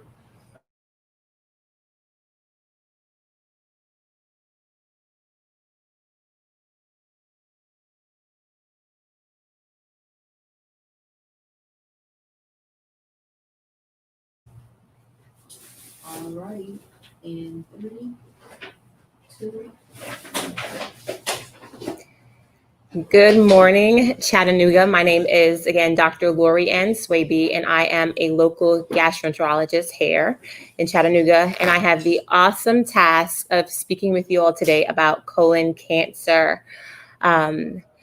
As you may or may not know, colon cancer is the second leading cause of colon cancer deaths in the U.S. and in Tennessee, and it's the fourth most common cancer among men and women combined. First question, well, what's the colon? The colon is basically our large bowel, the last part of our digestive system as the debris passes through before we go to the bathroom. And colon cancer usually starts as a small growth or a polyp in the lining of the colon. And over the course of years or even decades, it can grow into becoming a cancer. And then after it's already a cancer, it can then spread to different parts of the body. Your lifetime risk overall is about 1 in 23 to 25. But the problem is there are not a lot of symptoms of colon cancer until it's already spread or advanced. Some people may say that they've had symptoms of blood in their stool, changes in their bowel habits like constipation, the stool being more thin, being hard to pass their stool. They may have abdominal pain, weight loss, or even a low red blood cell count or anemia. But the most important take-home point is that the vast majority of people have no symptoms at all. So when you have no symptoms, how can you identify something? That's the importance of screening. Screening is the way to find a cancer or a precancerous lesion before you know or your body tells you that it's there. We recommend that non-Hispanic Blacks or African Americans start colon cancer screening at age 45. This is a lower age than the general population because we know that as African Americans, we have earlier onset of colon cancer, we have more aggressive disease, and we die more frequently from colon cancer. So it is important that we take charge of our health and get screened. What types of screening are there? You should talk to your doctor about this, but they have stool-based testing where you just submit a stool sample and they can check that for blood and other things or other DNA markers to see whether or not you have increased risk. And if that comes back positive, they would send you for a colonoscopy. They have different imaging tests that they can order as screening. And then the gold standard is a colonoscopy. And so that is done by cleaning out the bowel. And then we give you some gentle sedation or anesthesia, and we pass a camera attached to a tube through your colon, looking for any polyps, which are the precancerous lesions, or cancer. If we find a polyp, the goal is to remove it. And this is my favorite part because that can prevent cancer. These polyps are really important because up to 50% of people can develop polyps. Now, not all polyps are destined to become cancer, but that's a lot of people with a lot of polyps. And by taking off these polyps, we can save a lot of people from developing colon cancer. So the problem is not everyone who is eligible to get screening gets screened. And then we miss these individuals and they present with cancer and they can die. And these are completely preventable deaths. So it is so important that we undergo our colon cancer screening. So if you have insurance, you should talk to your doctor about colon cancer screening, what they recommend you do. But even if you don't have insurance, as was mentioned, the Greater Chattanooga Colon Cancer Foundation has resources. So I'd like you to reach out to them through their website. That's www.gcccf.org, because they can potentially give you resources in order to get screened so that we can save lives in Chattanooga. Now, we can't change our genes, but we can change our habits, and changing habits can actually reduce your risk of developing colon cancer. It doesn't eliminate it, but it can reduce your risk. Because having a family member with colon cancer can increase your risk. And that's why talking to your doctor is important. Because if you have a family member that has colon cancer, that age 45 might need to be lowered, okay? But by changing your diet, by reducing the amount of red meat or processed meats that you eat, you can reduce your colon cancer risk. By losing weight, obesity increases your risk of colon cancer and other cancers. So we have to take charge of our health. Exercising can also reduce your risk of colon cancer. Not smoking, not drinking alcohol in excess. These are all ways that we can reduce our risk. And obviously treating our bodies right with a healthy, high fiber diet filled with fruits and vegetables. They don't eliminate your risk, but they can reduce your risk. And so I think that prevention is better than cure. So by getting screened, we can prevent colon cancer or catch it early when it's more curable and treatable. Feel free to text in with your questions. I'm here to answer them. So Dr. Swaby, until we get a few questions, I'll kind of throw out some questions to you. Talk a little bit about the prep. I remember when I had to get my colon cancer, my colon screening, when I turned 50 years old, I had to drink a gallon of the chalky stuff. When my wife went, she didn't have to do that.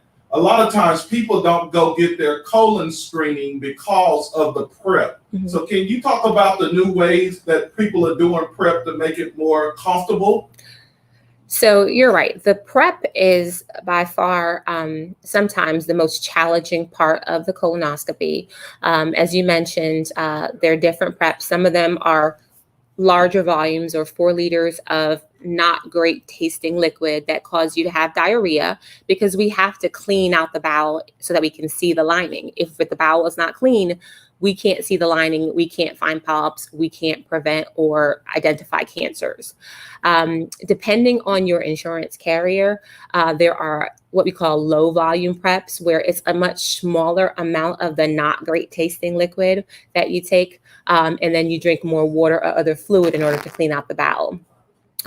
So those are options. There's other options of some over-the-counter medications that can be taken to clean out the colon, but your symptoms, the prep can be negotiated with your physician or your provider so that you can tell them, if I just can't drink a lot of fluid, I get nauseous easily, and they can work with you. We had a question to come in. Are there specific causes of colon cancer? So about 30% of patients that have a colon cancer have a family history.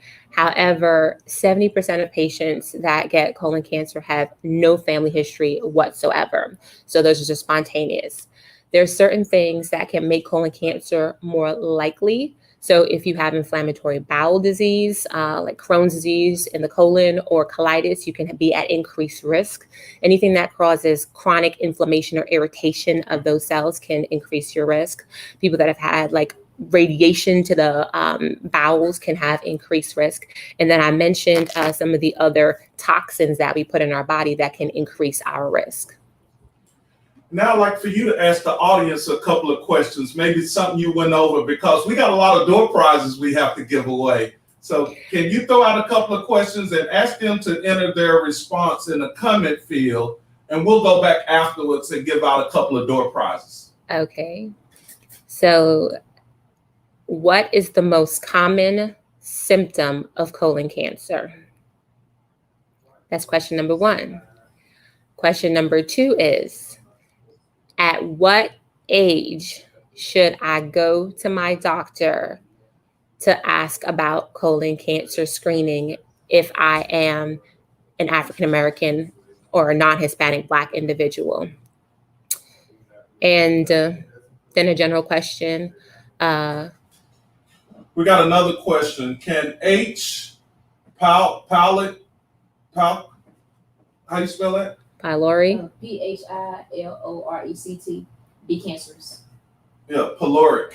Can H. pylori be cancerous? Okay, so H. pylori is a bacteria that is actually quite common in this country and other countries, and it is most associated with gastric cancer as opposed to colon cancer. But the majority of patients that have H. pylori do not go on to have cancer. And it's important that your doctor treat it, and that will reduce the risk of any cancer associated with H. pylori. And most common symptom, I believe Sharon Govan said the blood in stool. Is that the correct answer? Is that a correct answer? That is not the correct answer. The correct answer is... We got some other people. Somebody said abdominal pain. That's not the correct That's answer not either. the correct answer. As far as what age to ask about colon cancer, somebody says 45 years of age. That's the right answer. 45, 45, 45. And I want you to know that, because sometimes you might have to remind providers, but 45 is the current recommendation for African Americans to undergo colon cancer screening. But if you are not within that demographic, then age 50, if you have average risk, and by average risk, I mean not having a family history of colon cancer, and your doctor will help sort through what your risk will be. So I believe Gina V gave that correct answer. So again, we're looking for a correct answer. Do we have the most common symptom? Blood and stool, you said was not the correct answer?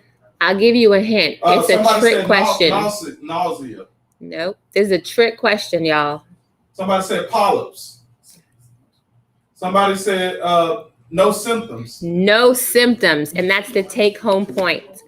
Most patients have no symptoms. So don't sit there at home and say, I'm feeling fine. I don't have colon polyps. I don't have colon cancer.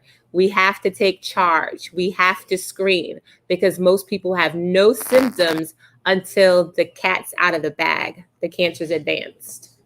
All right, Linda Scaife. Linda Scaife, my good friend Linda Scaife, a member of Delta Sigma Theta, answered that question correctly. So, Dr. Swaby, any closing comments you want to give, or let people know how to get in touch with your practice or a website, Colon Cancer Foundation? Any closing comments? So again, I am Dr. Lorianne Swaby. I am a gastroenterologist at Erlanger Medical Center, but this issue is near and dear to my heart, and I just want you to talk to your doctor and go to any physician in order to get colon cancer screening in any of the forms that are recommended by the American Cancer Society.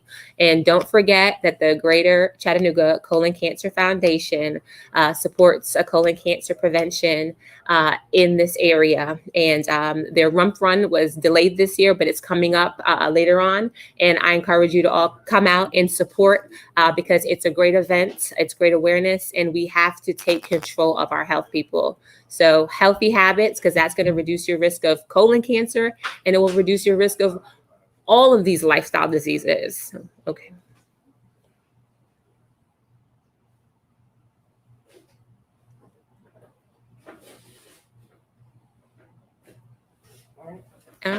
Thank you. You did a great job. We're going to take a picture. Juan will go get a picture.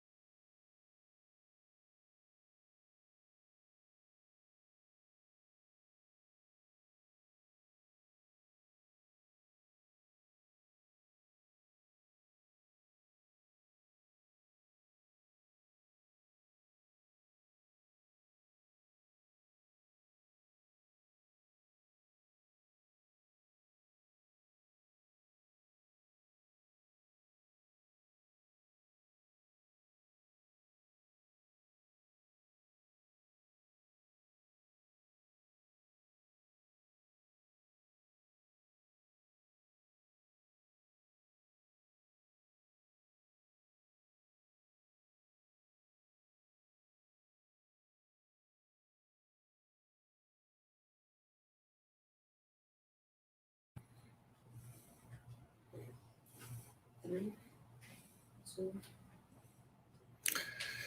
Thanks, Dr. Swaby. That was great information that you shared about the importance of colon cancer. She actually, when she said she was leaving here, she had to go back to the hospital. So we want to thank you for taking the time out and coming sharing with our audience. We want to continue to encourage everyone to share this on your social media. Marjorie and I was just looking at some of the numbers, and they're off the chart, you all. And we'll be publishing a report on what we see as the total number of viewers. But we have 2 presentations left to go. If y'all notice, I did a wardrobe change. So I changed into another shirt. But the next presenter is a good friend of mine, Dr. Damian Brown. He's a local podiatrist. His family and my family has become great friends. Damian is not from here. He's actually from Ohio and New Jersey. But Damian has been in our community for a number of years. His son and my son play basketball together. He actually coached my son in basketball. I invite him over, him and his family, and his mother-in-law and his mother comes over for Thanksgiving dinner. So Damian is truly a great friend of mine. I consider him like a brother. But Damian is passionate about being in the community.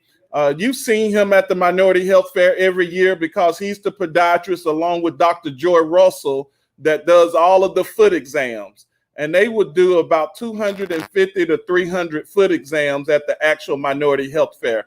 So the next speaker you're going to hear is Dr. Damian Brown, a local podiatrist in the community. Thanks a lot. And she'll mic you up. You'll be ready.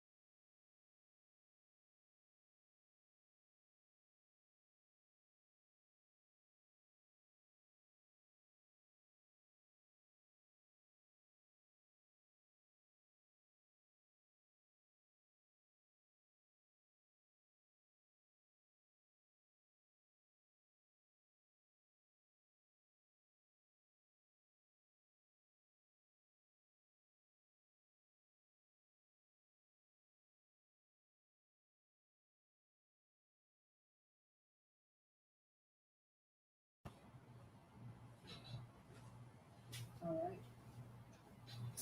3, 2. Hi, good afternoon. My name is Dr. Damian Brown, and I am a podiatrist in the Marion County and Bradley County area. I've been given the task today to talk about diabetes. However, as we know, with diabetes, there are many areas that you could talk about.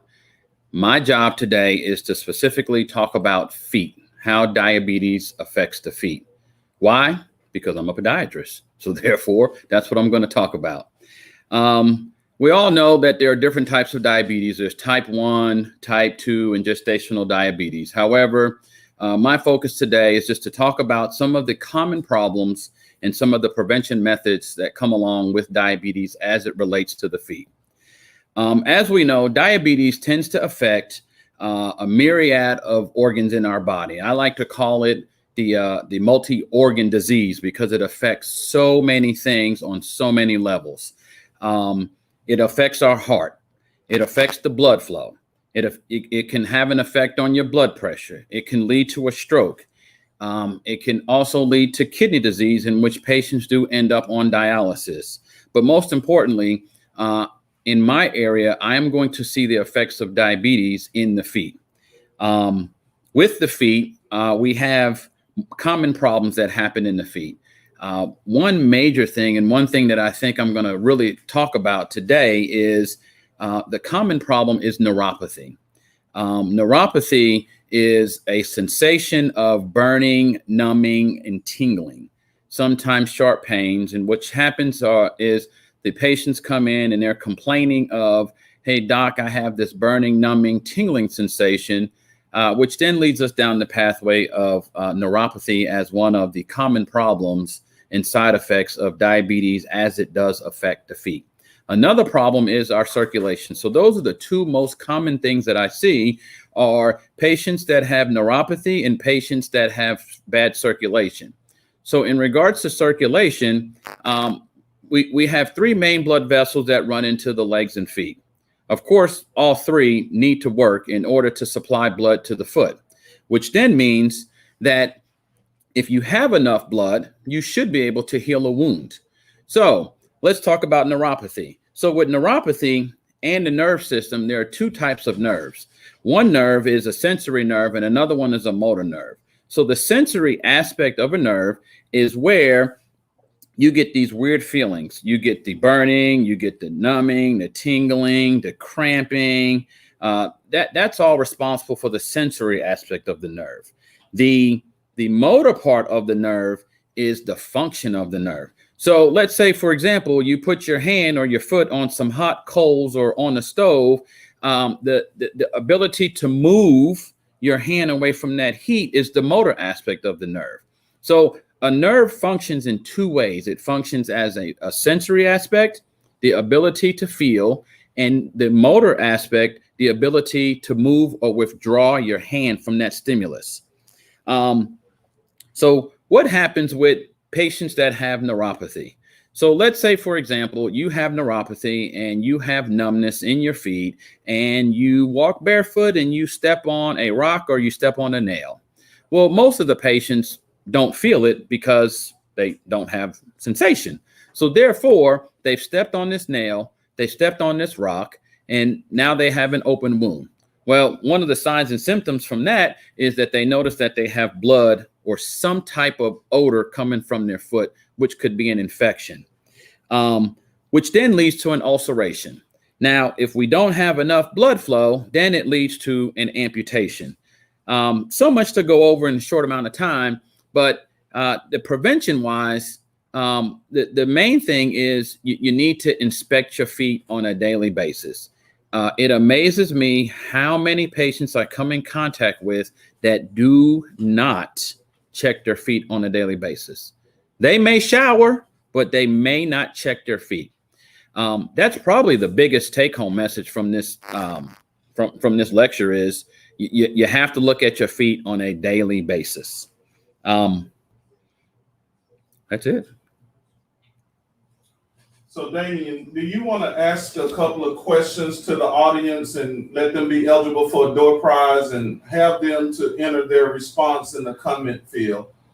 You want to go ahead and throw out a question or two? Yeah, I have a question. So what are the signs and symptoms of neuropathy?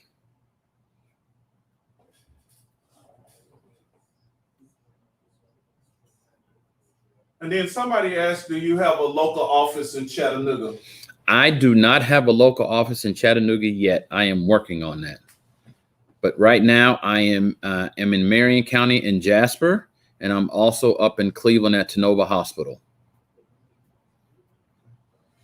And Damien, a lot of times, go over again, well, that was your question, signs and symptoms. But why is it important for people who are diabetic? Why is it important for them to get a foot exam? Oh, somebody answered. We got an answer. They said pain, burning. They said tingling. Correct. We had two answers. So both of those. Both of those are correct. So Cheryl Gear, and my classmate Felicia Montgomery. You all are the correct winners. and I will get with you to get a door prize. But talk about why is it important for people, because oftentimes they're checking their A1C, but they may just totally forget about the foot exam. When we were growing up, grandmama got her leg amputated, and we asked why, and they said, well, it was because of sugar, okay? Right. So tell people why that's important to prevent amputations, and go into that a little bit. So preventing, and what I do, I tend to do a lot of limb salvage procedures and take care of patients that are last ditch effort in regards to saving their limb. The diabetes itself is one of the major causes as to why patients end up losing their limbs. The fact that they have an infection, the fact that they try to treat it themselves, the fact that they have lack of blood flow are all reasons why, and it leads to amputations of lower extremities. Any closing comments you want to give? Any closing comments, closing remarks, how they can get in touch with your website? Anything you want to throw out to them? Yeah, so one thing that I want to make sure everyone understands is look at your feet. Check your feet on a daily basis if you have diabetes. If you have a sore, please do not wait for weeks on weeks on weeks to get it looked at by a primary care doctor or even a specialist like myself. The way you can contact me, I am up at Tenova Hospital. That's 423-473-7475. Or I am in Marion County in Jasper at 423-942-1252. Thanks a lot. Thank you. We're going to take a picture back. Okay. We're going to take it for the waist up, and then because you got to go back to the softball field. I do.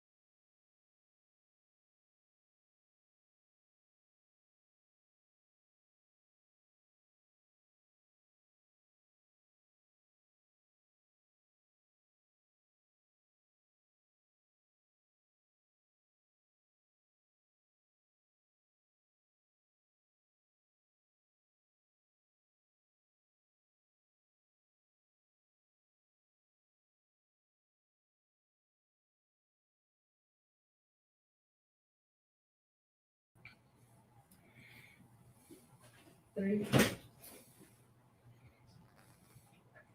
that a shirt? I've been doing wardrobe changes. All right, let's shut that door. Y'all ready? 3, 2. Damien, thanks a lot for coming and sharing about the importance of foot care. Damien actually took the time out. He's the coach of his daughter's Little League softball team. So he actually left here, headed back to the softball field. So I'm glad you all was only able to see him from waist up. But Damien, again, thanks for coming. This next panel, this is the final, this is the keynote panel. If you go to a conference, it's the one that you don't want to miss. It's the reason why we're doing this virtual, COVID-19. We have two local experts with us, Dr. James Sizemore. I've had the pleasure of serving with him on the Regional Health Council for the last 2 years. He's also the Chief Medical Officer at Simple Community Care, and he and I work side by side there. I'm doing more of the outreach while he's actually taking care of patients. But he's the go-to infectious disease specialist in this region, and we're glad to have Dr. James Sizemore here with us today. The next panelist, after him, you will hear from Dr. Mary Lambert. And Dr. Lambert and I got a chance to meet while we were doing COVID testing at Avondale YFD. We actually did a joint interview together with the Time Free Press that appeared on the front page of the newspaper. But she and I have been connected at the hip in terms of going out in the community, doing COVID testing. We have similar backgrounds. She's a graduate of Orchard Knob Elementary, Orchard Knob Junior High School, and of course, Brainerd High School. Those are the same schools that I attended. So we've taken the same educational path, except she's a doctor, okay? She's a professor at Vanderbilt University. She teaches epidemiology. She's a veteran, so we thank her for her service. She's worked in the White House. She's worked with the Center for Disease Control, the CDC. She has a very impressive resume, but most of all, I want you all to know that she's right here from Chattanooga. And of course, as she mentored people, if she can do it, then we want to let our youth know that you can do those same things that she's done. So we're going to bring up Dr. Sizemore first. After that, Dr. Lambert is going to come up, and then we're going to bring the two of them up, and they'll social distance, but they will actually take questions. So start thinking about the questions that you have as it relates to COVID-19, because this one is going to be a little bit longer than our average one, okay? So again, the next speaker that you're going to hear is Dr. James Sizemore. Thanks a lot. And they'll mic you up. Do you need water? Are you okay? No, I'm good. Okay.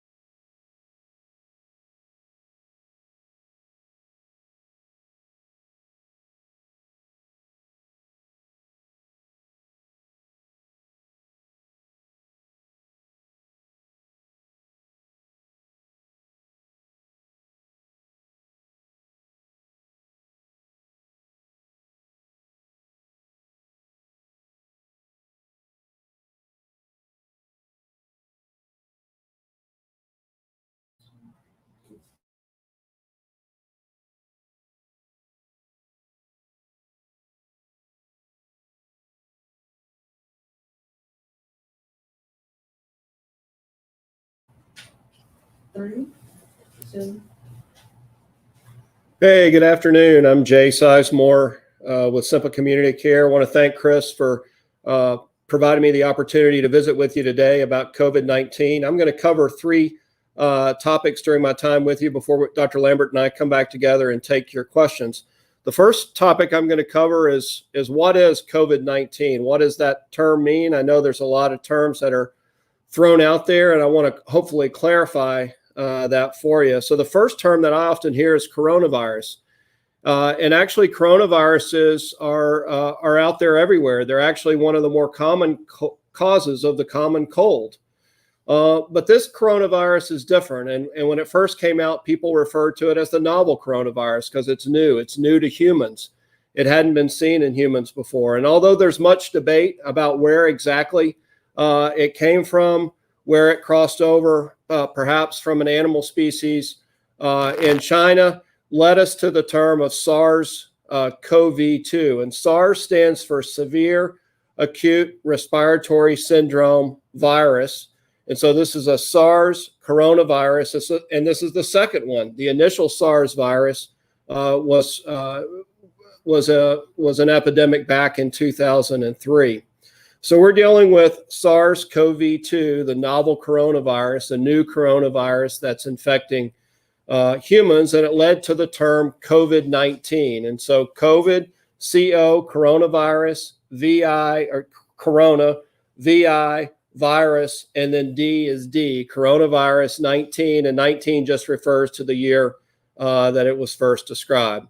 So this is a new virus in humans. It causes a wide range of manifestations from completely asymptomatic to severe disease, including deaths that we've all heard about.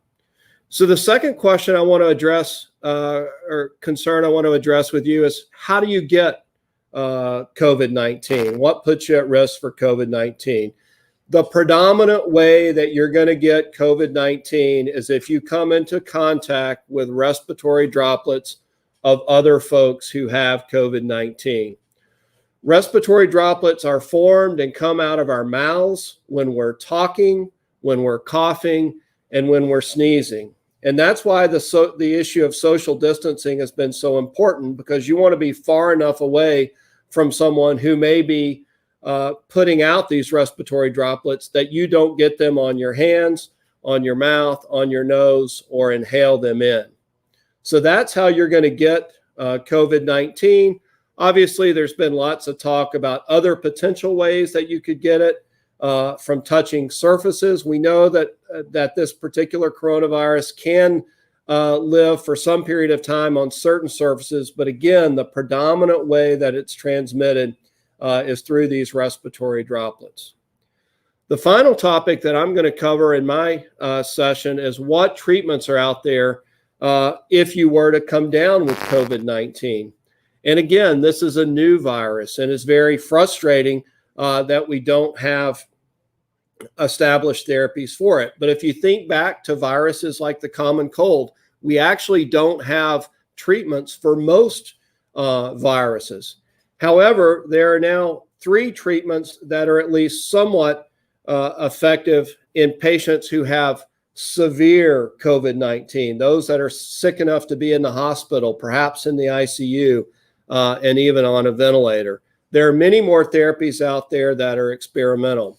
But currently, for available therapy, there are steroids. There's a drug called remdesivir, which is an antiviral. And then there's actually plasma from people that have been infected before. And really, those are the only 3 somewhat proven therapies that are currently recommended in folks with COVID-19 who are in the hospital. Again, if you're at home with COVID-19, it really falls back to symptomatic care, the same thing we would do if you have the common cold. So I hope in my brief session here, I've covered 3 topics, help clarify what COVID-19 is, how you might get it, and what therapies that are available for it.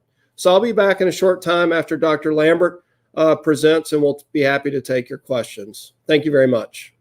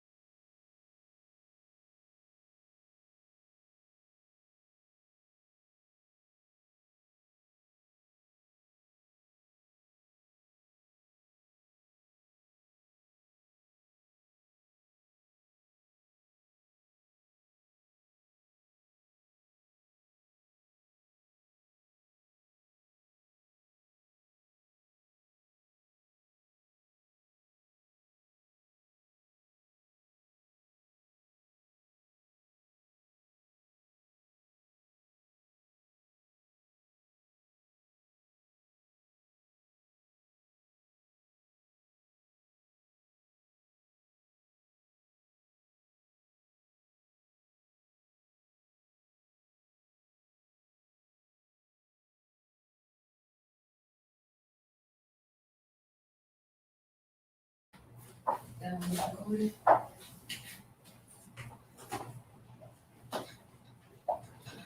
All right, in 3, 2. Good afternoon. This is Mary Lambert. And I want to thank Dr. Sizemore for a great lead in to the comments that I want to make. A couple of areas, actually 3 areas I want to briefly touch on in the time that I have before Dr. Sizemore and I come out to and respond to questions that may be coming in. Just as a review, COVID-19 does spread by direct and indirect transmission through droplets from the mouth and nose of a person who is positive with COVID-19 after coughing, sneezing, talking, or singing. Other people can then pick up the virus by breathing in the droplets from COVID-19 infected persons. And remember, COVID-19 infected persons can be asymptomatic, which means that we don't know and they don't know that they are infected and can spread. And then other people can also pick up the virus by touching surfaces that have been contaminated with these droplets, such as by touching an object and then touching parts of the face, mouth, nose, eyes. To protect yourself and others from the COVID-19 virus, we should be avoiding, everyone should do a number of things. One is to avoid close contact. The other is putting distance, appropriate distance, at least 6 feet between yourself and other people. That's physical distancing or social distancing. You've heard, I think many of you have heard these over and over again, but they bear repeating. They're that important. Everyone should be wearing face masks or covers as much as possible. Lots of guidance about how to wear those masks, what those masks should look like, should be, how to wear them, wearing them over the nose and the mouth, not just over the mouth, and trying not to touch those masks and then touching other parts of your face. Everyone should also be avoiding crowded places. This includes indoor and outdoor parties and gatherings. That's difficult to do, I know, sometimes in the summer. And I must say, as I drive through neighborhoods in all areas of the city and the county, I do see those backyard neighborhood parties, particularly over the holidays, where folks are not social distancing and we are not 100% wearing masks. Individuals should also avoid non-essential travel, not unnecessary travel or unnecessary travel. The unnecessary travel is travel that we absolutely don't have to do, because you have to consider, once you've traveled, you do need to think about whom you may have come in contact with while you were traveling. And so you would need to do some isolation, some quarantining of yourself once you return from that travel. Everyone should also stay home when you're sick. That probably should go without having to be said again. But if you're not feeling well, if you have any of those symptoms that we see with COVID-19, respiratory symptoms, etc., really should stay at home. And we also should be cleaning and disinfecting areas and surfaces that we touch, particularly when others have been around those surfaces. And then we should understand what isolation and quarantine really are. The recommendation is often 10 to 14 days. And we can talk about that a bit more. Perhaps that will come up during questioning, but there's no shortening of this quarantine and isolation. There's no pausing it because there's something you really want to do. So very important to understand what that means and to be consistent when one is isolating or in quarantine. The second item I wanted to touch on is testing, COVID-19 testing, medical testing. And I'll preface my few comments by saying that until there is a safe and effective vaccines developed, and we continue to develop more effective treatments, the detection of infection is of paramount importance, along with, of course, social distancing, etc. 2 kinds of testing, medical testing we can talk about. The one that we're probably most familiar with is swab testing, usually performed in samples collected from the back of the nose, the throat, and the nasopharyngeal space. Samples collected in this manner can detect 90% of patients with COVID-19 infection. And then a second type of medical testing that there's been much conversation about has been the serology or antibody testing. This testing relies on detecting the patient's antibodies against COVID-19, and it does require a blood draw. This is useful. The serology testing is useful in understanding who has been exposed to COVID-19 in the past and may have developed some immunity, but this is not commonly used to diagnose COVID-19 active infection. And then finally, about testing, we have to remember that we cannot test our way out of this pandemic, nor ignore each of our own personal responsibility for the spread of this virus.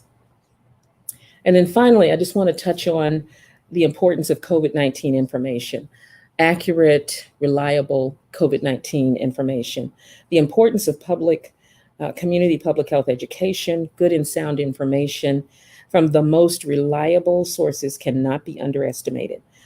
Some of these sources are the Centers for Disease Control and Prevention, or the CDC.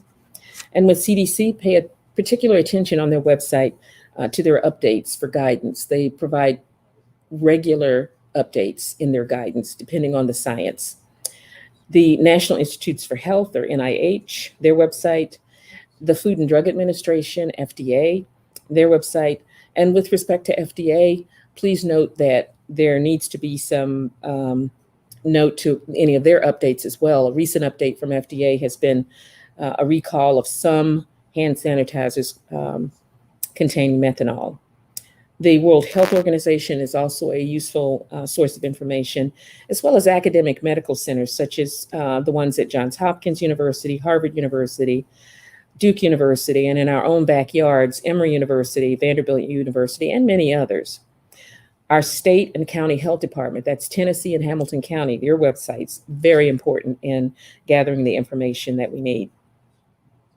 Health professions organizations, such as for nursing, physicians, and public health professionals are also important, such as the American Nurses Association.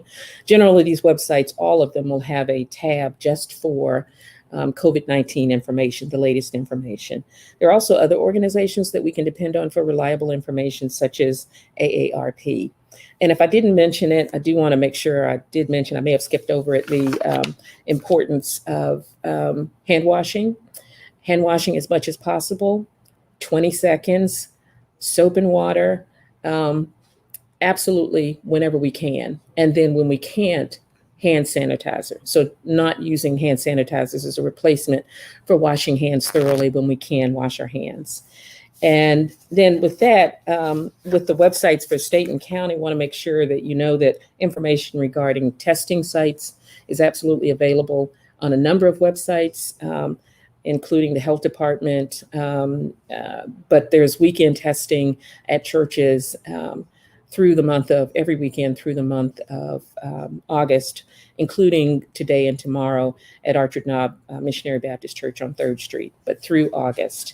Now with that, we'll get back together with Dr. Sizemore and we'll be ready to address questions that you may have. Thank you.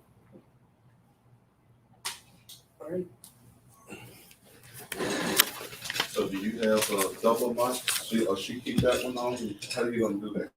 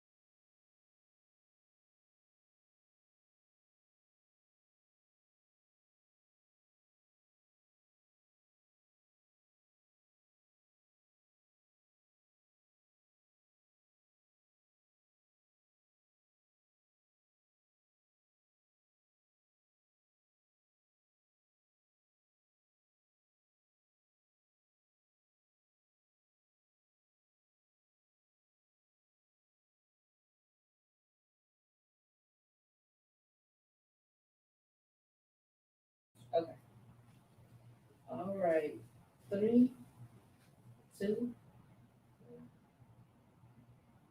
We already have some questions. So the first questions is, what is your opinion?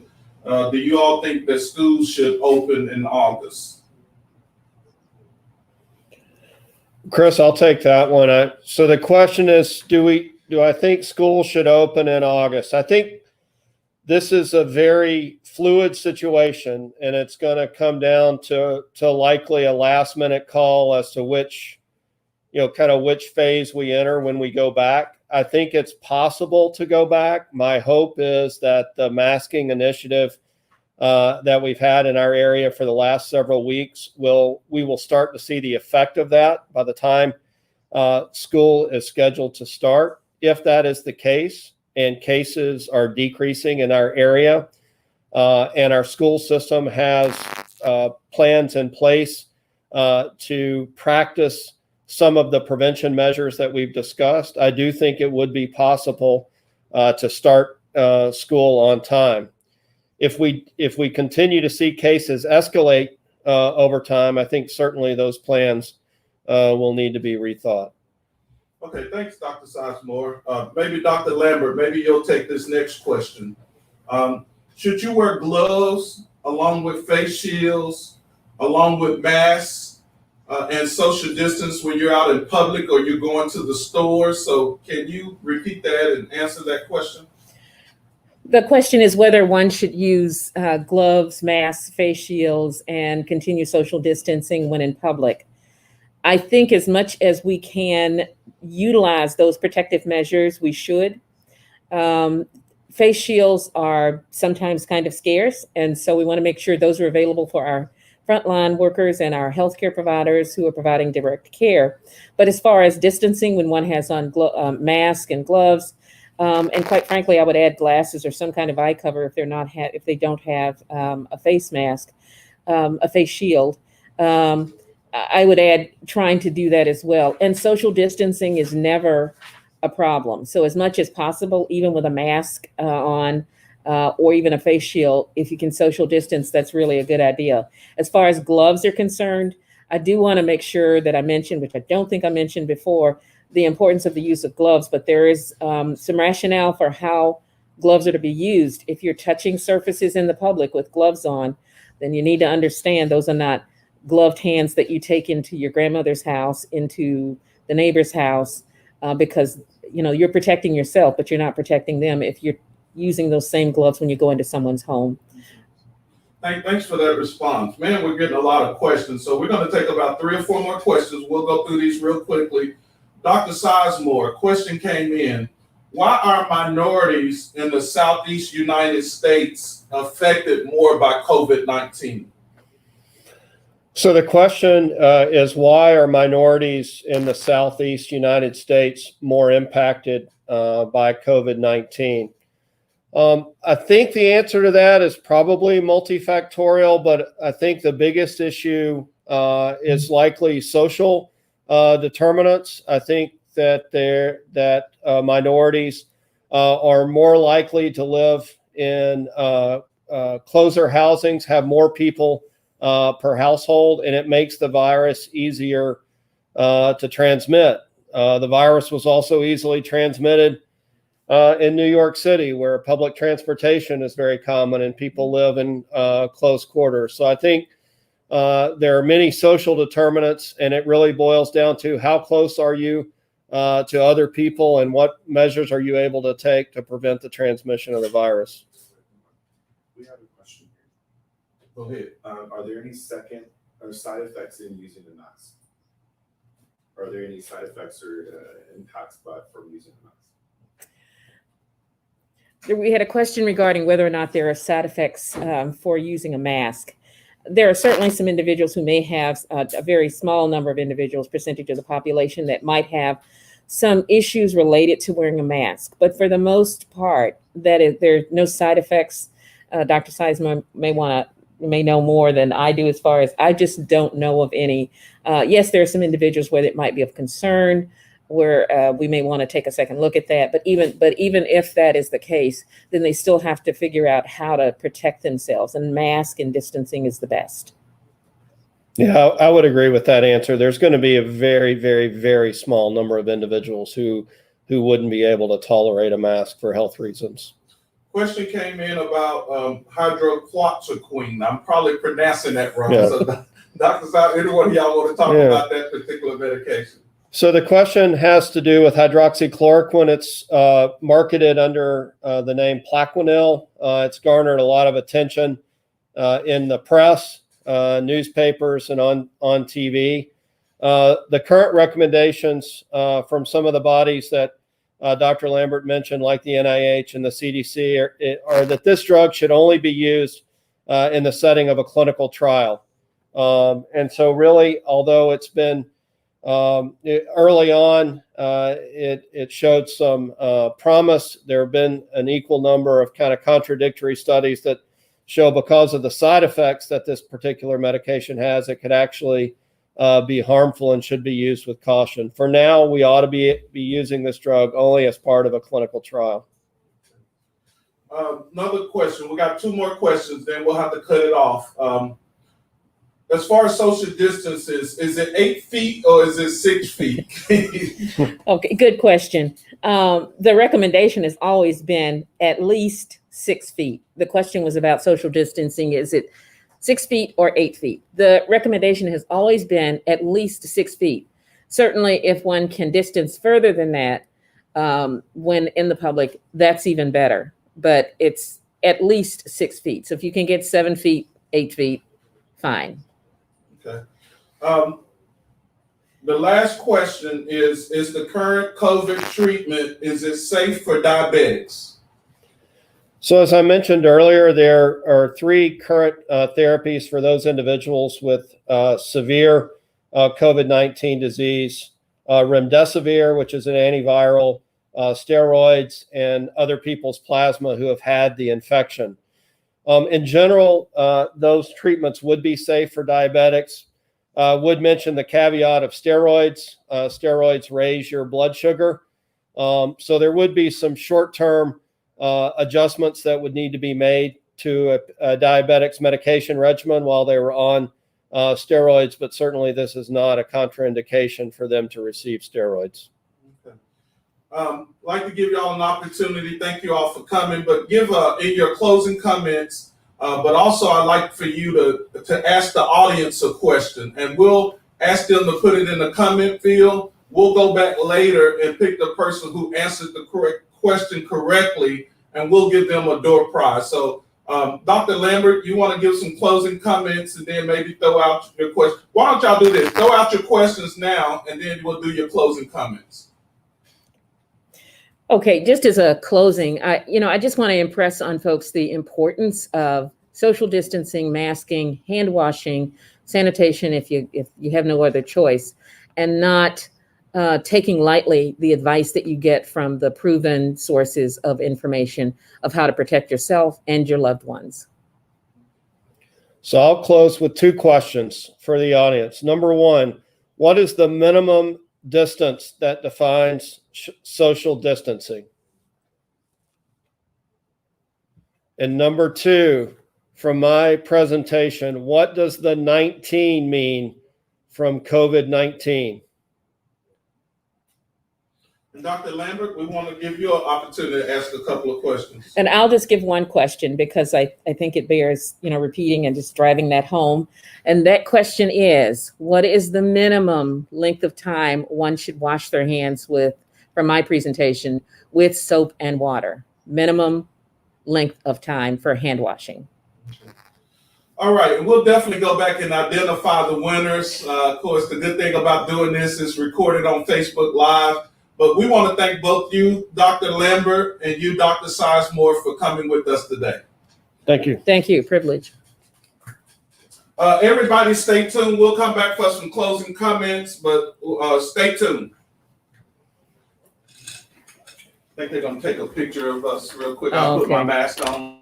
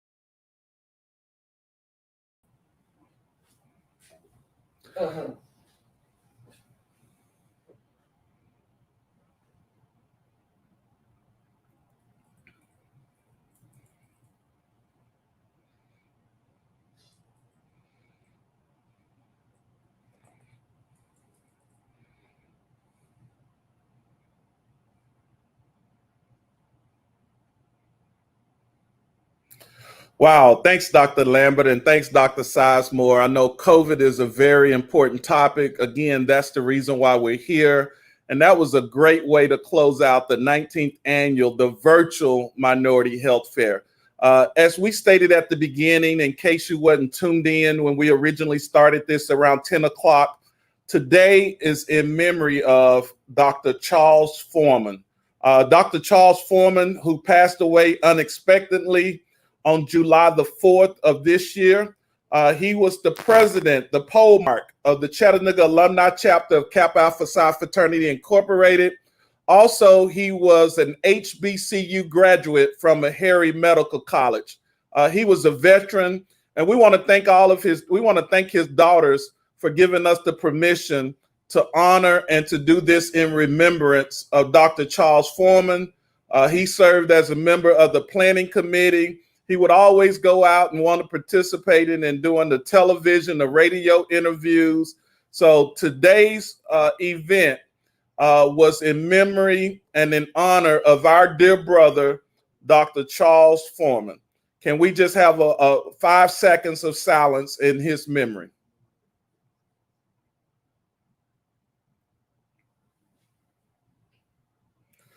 Again, thank you all for tuning in.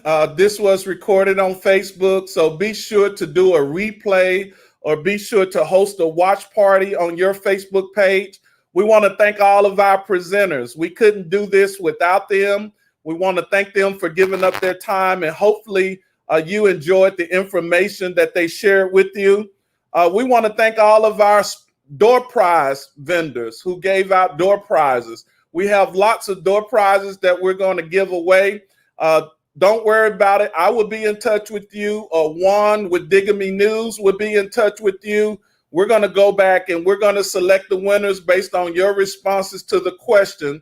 And this upcoming week, we will be inboxing you or getting in touch with you and finding a way to get your door prizes. Every person who won a door prize will receive a Minority Health Fair t-shirt as well.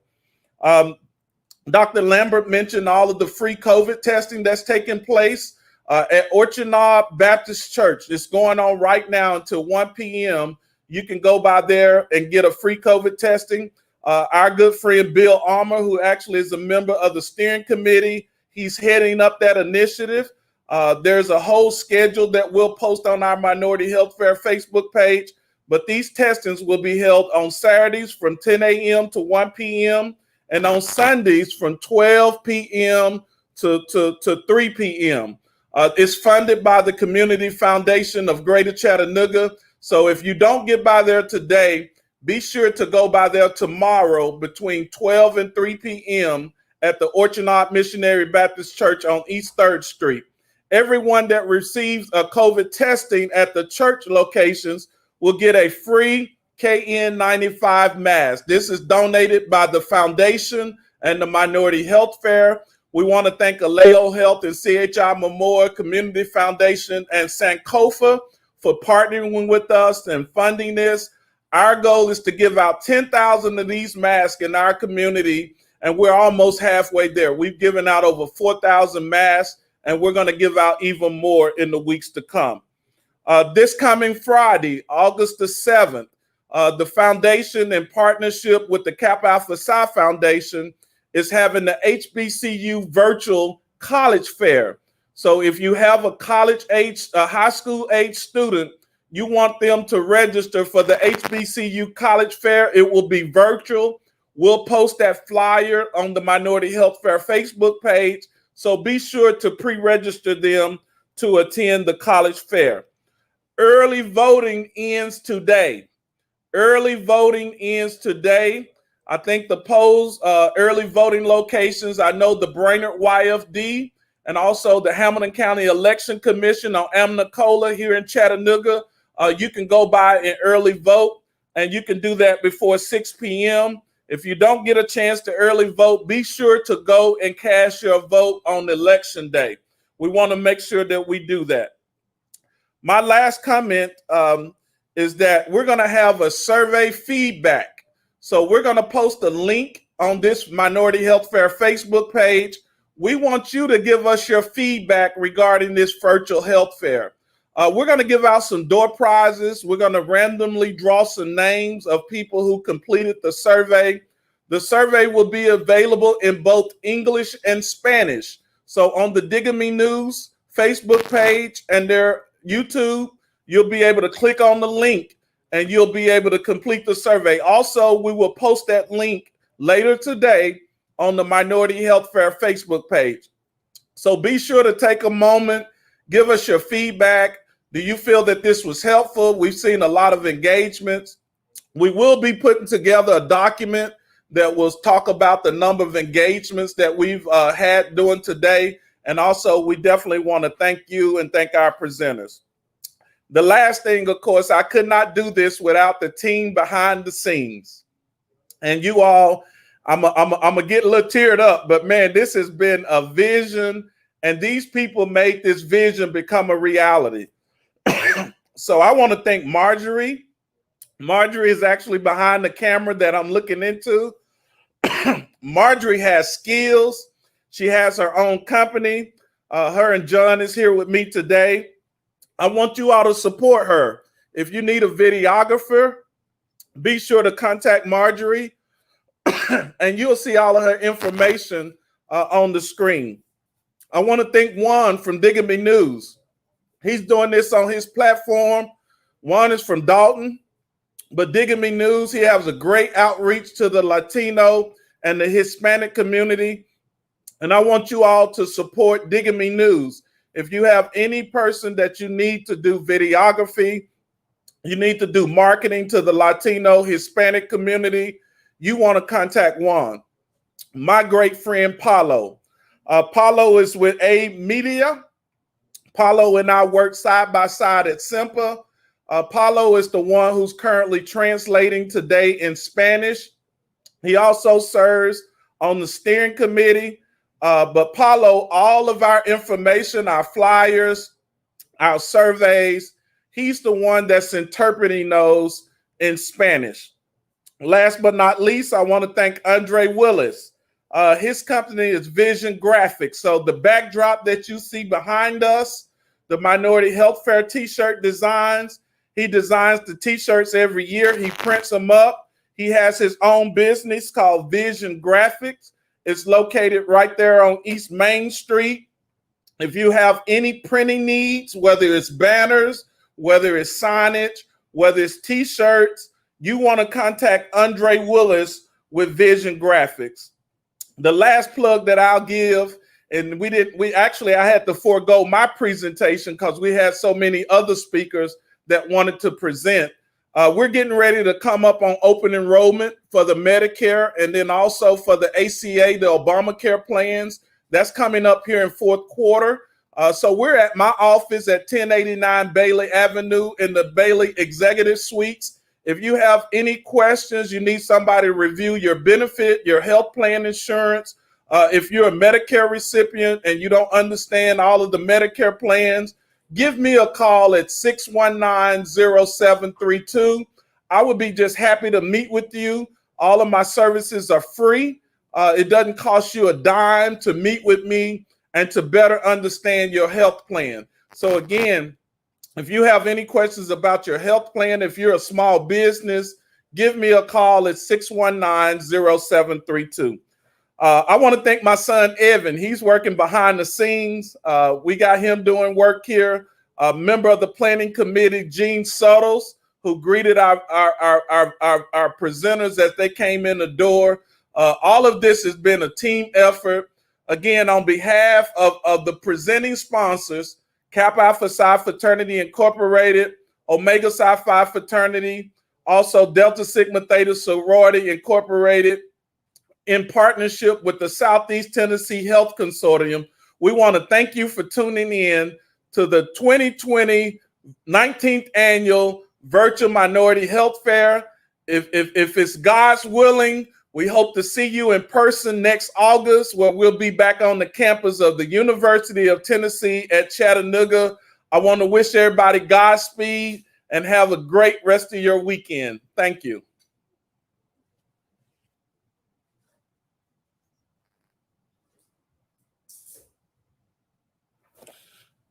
Man, I talk too much. My throat get a little scratchy there, man. I thought people gonna say, man, you got COVID. You got COVID, man. You got COVID. What's going on, man? Chris brother. I want to say, I'm like, let me get myself together, man. I just took my water bottle up there with me. Team, I couldn't have done this without y'all, man. Man, I don't know. Yeah. It's The TV station would ask, how many people y'all expect up? Man, I don't know, but I've been praying about this. And I'm sending one of them texts at 5 o'clock in the morning. I'm sending Marjorie texts at 5 in the morning. It's a good feeling when it's over with. I know, right? Chris, you got someone here that says, thank you very much to everyone that made this possible. Thank you, Digamond News, for keeping us informed, and God bless you all. Man, that's what it's about. That's what it's about. So if we're gonna get T-shirts and gift card, he can take whatever he want to take. You can give those out. I got something for each of you all. I want you all to take y'all T-shirt. Juan, thank you. Thank you. Paulo, Thank you, sir. Thank you. I keep forgetting. I'm gonna take care of you now. Marjorie, thank you.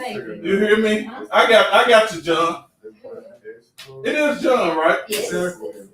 Here, man. You want a food card or you want a gift card? It don't matter.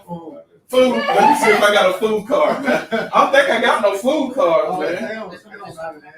Huh?